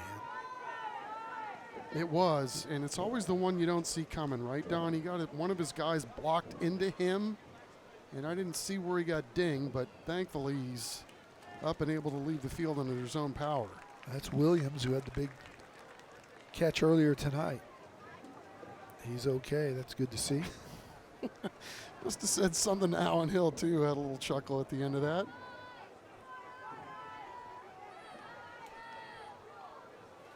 Don't forget the $5,000 band grant from Christus Children's. We had 2 great performances tonight. Just scan the QR code or go to cw35.com/station/contest to vote. You can have all these bands on all year, and the one that gets the most votes gets the $5,000 band grant. Thanks to Christus Children's. 4:27 to go. Alamo Heights leads it 38-19. It's 1st and 10 for the Mules.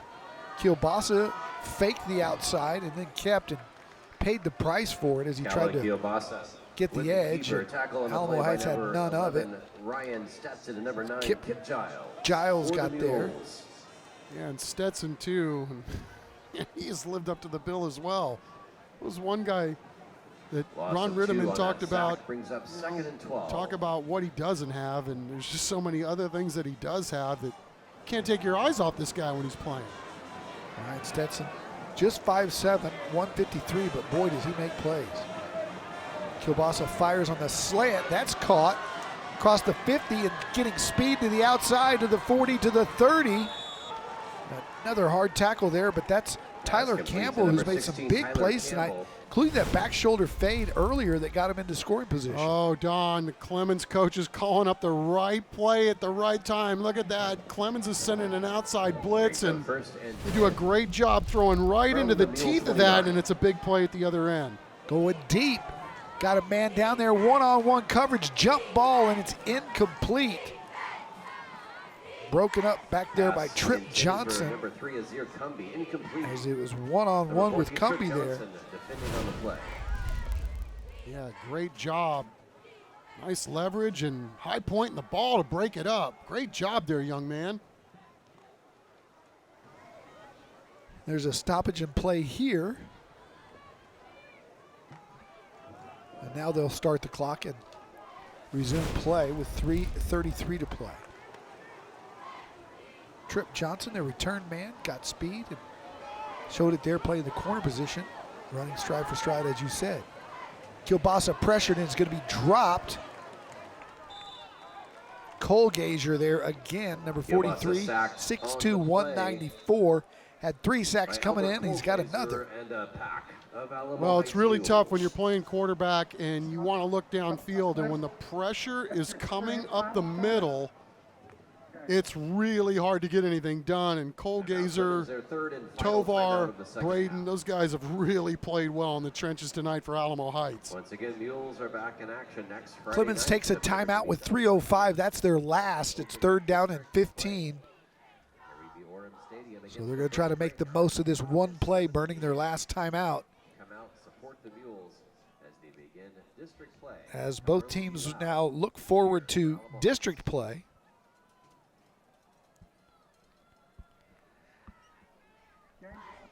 And it's time for our collision of the game, brought to you by acnowsa.com. Oh, what does Chris Koffes have pulled up for us tonight? It's right there in the backfield, right in the mouth. The Clemens defense coming through. That, our AC Now collision of the game, as Ocean Zuniga was the first one there. Game 3.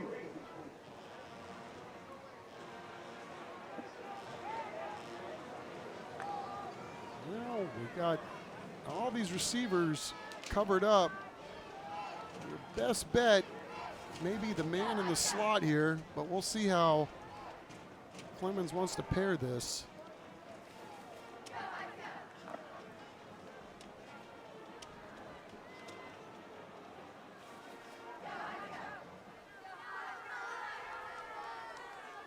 Again, it's our Moonlight Ballroom and Conference Center Smile Cam.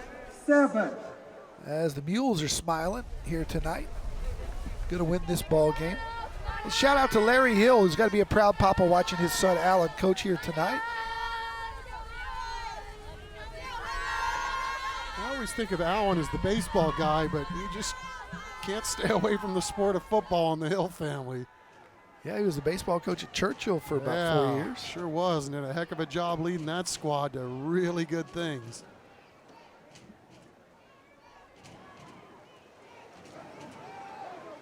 the entire family involved in the coaching business. Started with Grandpa, and then Number 40, Abram Glenn and Larry both. Number 40, Adrian And Edwards, all they do the is ball win carrier. Number in that 9, family. Kip Giles with the stop for the Yeah, you Mules. know how to run programs and Fourth down. build programs, build community. Yeah, the acorn did not fall very far from the tree with Allen Hill, that's for sure. I still think Glenn Hill's defense at Roosevelt, that 95 team, because that ball is thrown out, incomplete, might have been the best complete football team in San Antonio High School history. One of them.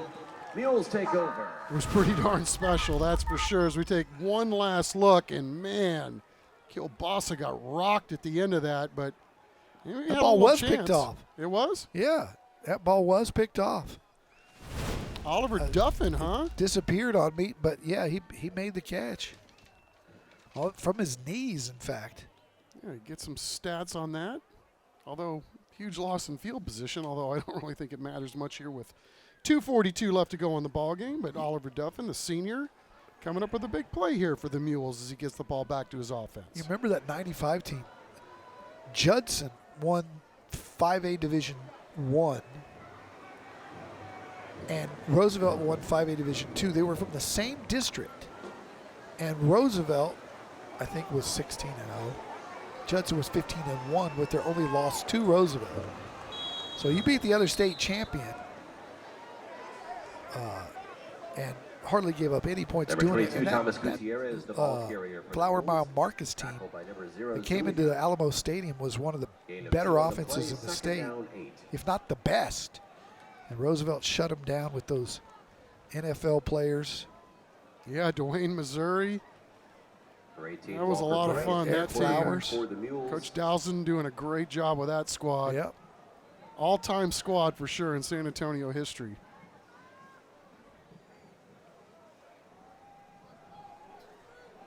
(38-19) with less than 2 minutes to go here. The uniforms are, by the way, has green and gold, the blue and gold Thomas overload. Gutierrez, the ball carrier But they're for the mixing it Mules. up with different colors of gold.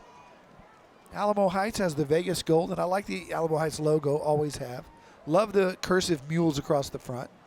And that's a good color blue. It's not Detroit Lion blue. It's not royal blue. But it's a good blue. I was going to say, what kind of blue is it? I guess it's a good one. It's kind of like that,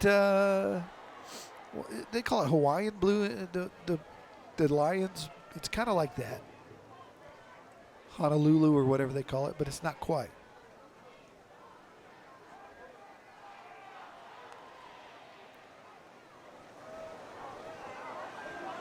A lot of the backups in now as they carry the ball across the 25, right at the 25. Gutierrez, the ball carrier, and that's another Mules first down. Time for our Living Way Church play of the game. Chuck, I think this is a no-brainer. We don't see this ever. And that is the return of an extra point, complete with not one, but 2 laterals. Just heads up play here. Cole Gadger, he's like, I'm not going out of bounds. Yeah, and so I'm in the middle of telling a great story. I give up on the play. Then I look up, it's like, well, I may want to shut up because this is going to be the play of the night. What a fantastic coaching right improvisation. But yeah, you're right. I mean, you can tell that they've done something on a fire Mules drill take a like knee. that to make that as cohesive as it did. And, you know, as much as they work on the 2-point conversion at Alamo Heights and the kicking game in general, it's going to pay some dividends along the way, and it sure paid some dividends tonight in an all-around performance. Final score, 38-19. It's Alamo Heights staying undefeated. They run their record to 4-0 over the Clemens Buffaloes, who fall to 1-3. And when we come back, we will give away the hardware, the Monarch Trophy, the champion trophy to Ron Ritteman, and the player to the game to, we'll figure somebody out. I can't imagine who it might be. 38-19 the final here from Alamo Heights.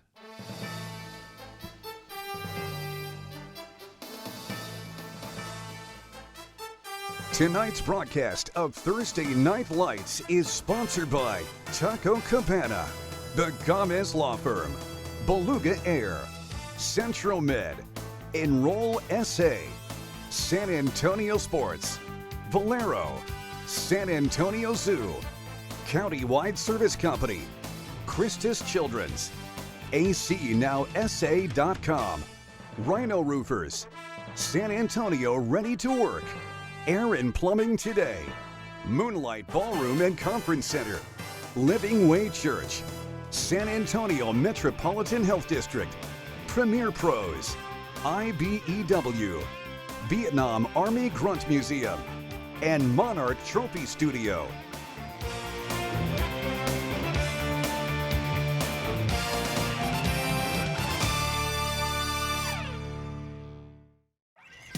Welcome to the Taco Cabana Thursday Night Lights post-game show, presented by the Gamez Law Firm. Well, it went about as expected, 38-19, Alamo Heights over Clemens. Coming into this game, we hyped up Michael Terry III, one of the top recruited players in the entire state, if not the entire country. Sidelines before this one were full of media and people from those recruiting websites taking pictures of him while he warmed up, college football coaches on the sideline, and all he did was put up 245 yards on 24 carries, averaging 10 yards a carry and 3 touchdowns. And we will send it down now to the victorious Alamo Heights Mules, who are standing by with Matt Roy. Don Chuck, it's my favorite time of the night. Let's hand out the hardware. First of all, congratulations, Alamo Heights Mules. Let's hear it. Before I hand this out, I want to give some flowers to DK Garza as well, scoring 2 touchdowns, but I do have to give this to Mr. Michael Terry III. Let's hear it. Come up here as well. You're our San Antonio Zoo player of the game for 24 rushes, 245 yards, and 3 touchdowns. Congratulations, my friend. And you also get a big check for the San Antonio Zoo and 4 tickets to the zoo. So I'll just sneak those right in your hand right there. I know, we don't have I don't have enough hands for these, and neither do you, but let's talk about this game real quick. So you guys come out, and you get punched in the mouth, they punch you in the mouth. How does a game like this kind of propel you for the rest of the season?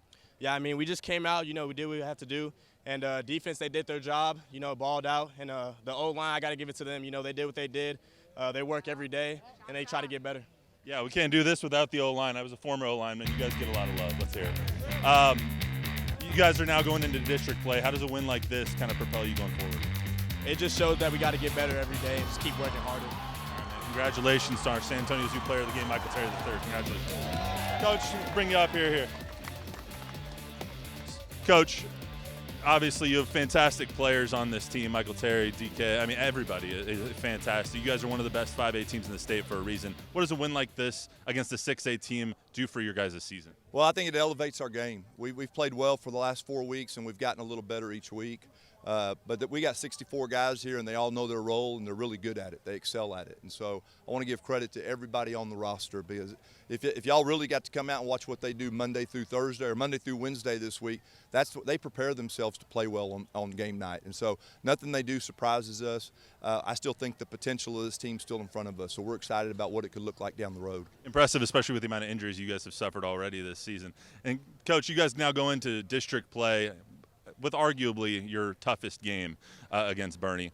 What's that game going to look like, and how does this win kind of propel you into district play? Well, I think the biggest thing is we got to do what we do. And I think these guys understand what the standard is and what the expectations are. If we'll get better this next week in all 3 phases and play our best game of the year so far, we'll let the scoreboard take care of itself. All right, Coach. Well, congratulations, and congratulations to the Mules. This is for you guys. Let's hear it.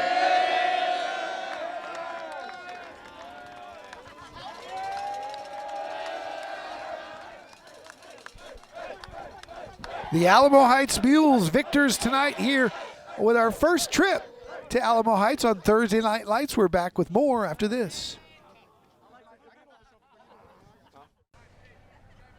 All right, Michael Terry III, you're our San Antonio Zoo player of the game. What are you going to do now? I'm going to the San Antonio Zoo. Yeah. Let's go. Michael Terry III, some dance moves to go along with his football moves. He's going to the zoo, and we're going to our San Antonio Ready to Work highlights. This was a fun one right from the get-go. DK Garza had a couple of long touchdown runs on the night. This was the first one that put Alamo Heights up 6-0. They missed the extra point. But Clemens had 2-play drive. They went deep and scored to Williams right there. They missed the extra point. This was our play of the night. A 2-point conversion return for Alamo Heights' special team defensive unit, complete with 2 laterals as it went the other way. Max Bacon finishing it off, and that made it 8-6 Alamo Heights. And the Mules sparking their crowd with this play. Not very often you see that. Michael Terry III, our player of the game, 24 carries, 245 yards, 3 touchdowns. This was the first of many down the sidelines. And then here's another as Alamo Heights kind of toyed with a 2-touchdown lead most of the game, but Clemens never went away. Ocean getting in the end zone there. And then here's DK Garza again with a second long touchdown of the run of the night. He ran for 171 yards on 15 carries, and he's not getting any publicity because of his teammate. But again, Clemens hanging in there all night. Dupree with a tough touchdown catch here as Clemens hung around all night long, but it was just too much. Michael Terry III, his 3rd touchdown of the night with the Texas coaching staff in attendance. They put up 440 yards on the ground and only threw for 7. You don't have to throw it when you got those guys.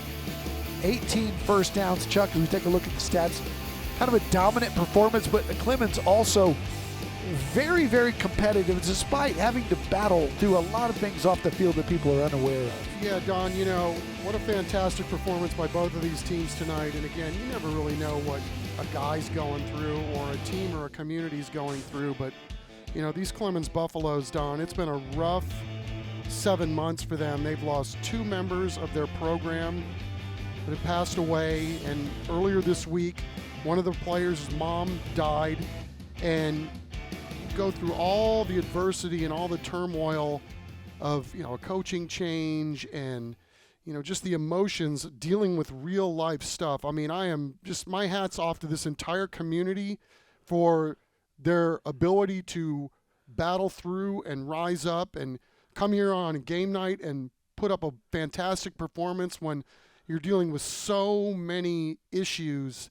And, you know, it's just life. I know you've got to move on and press on, but, you know, I can't imagine a tougher road to hoe for Alan Hill and his staff and this community. But, you know, he said it best, you know, our community is very strong, very tight-knit. We're going to persevere, and we're going to move on, and we're going to grieve, and we're going to still, you know, get up every day, go to work, and we're going to get through these tough moments together as a team. But, you know, I think we all want to see the wins and the losses, but hats off to the Clemens community, and our prayers are with everybody and everything that they've had to go through in these last 7 months. Amen. And I think by the time the season's over with, they'll still be a playoff contender, even though they're off to a 1-3 start. They're going to turn around. You can see that with their talent level tonight, and as you talked about, their resolve. Hey, we got a busy weekend of football on our Sinclair family of stations. On Fox on Friday, we've got Illinois and Nebraska in Big Ten action. TCU against SMU in the Battle of the Metroplex on the CWSA, along with Purdue taking on Oregon State. On Fox SA on Saturday, it's a trio of games with an 11A game between Ohio State and Marshall. You got Utah, Oklahoma State, and Baylor, Colorado at 7 o'clock. Got Notre Dame football on News 4 on Saturday afternoon. Big Ten football Saturday night. And then on Sunday, we've got the Cowboys at 3 o'clock against the Ravens. The first game of the day, the Eagles and Saints. And Sunday night football, the upstart Atlanta Falcons taking on Patrick Mahomes and the Chiefs. That is on News 4. Next week, we will take TNL over to Northside. It's Taft and the Stevens Falcons. We look forward to that Northside showdown as district play is underway just about everywhere. And it's been fun here tonight in Alamo Heights. Our producer extraordinaire is Chris Kotfus, Brian Watson, all the guys in the truck make it all possible.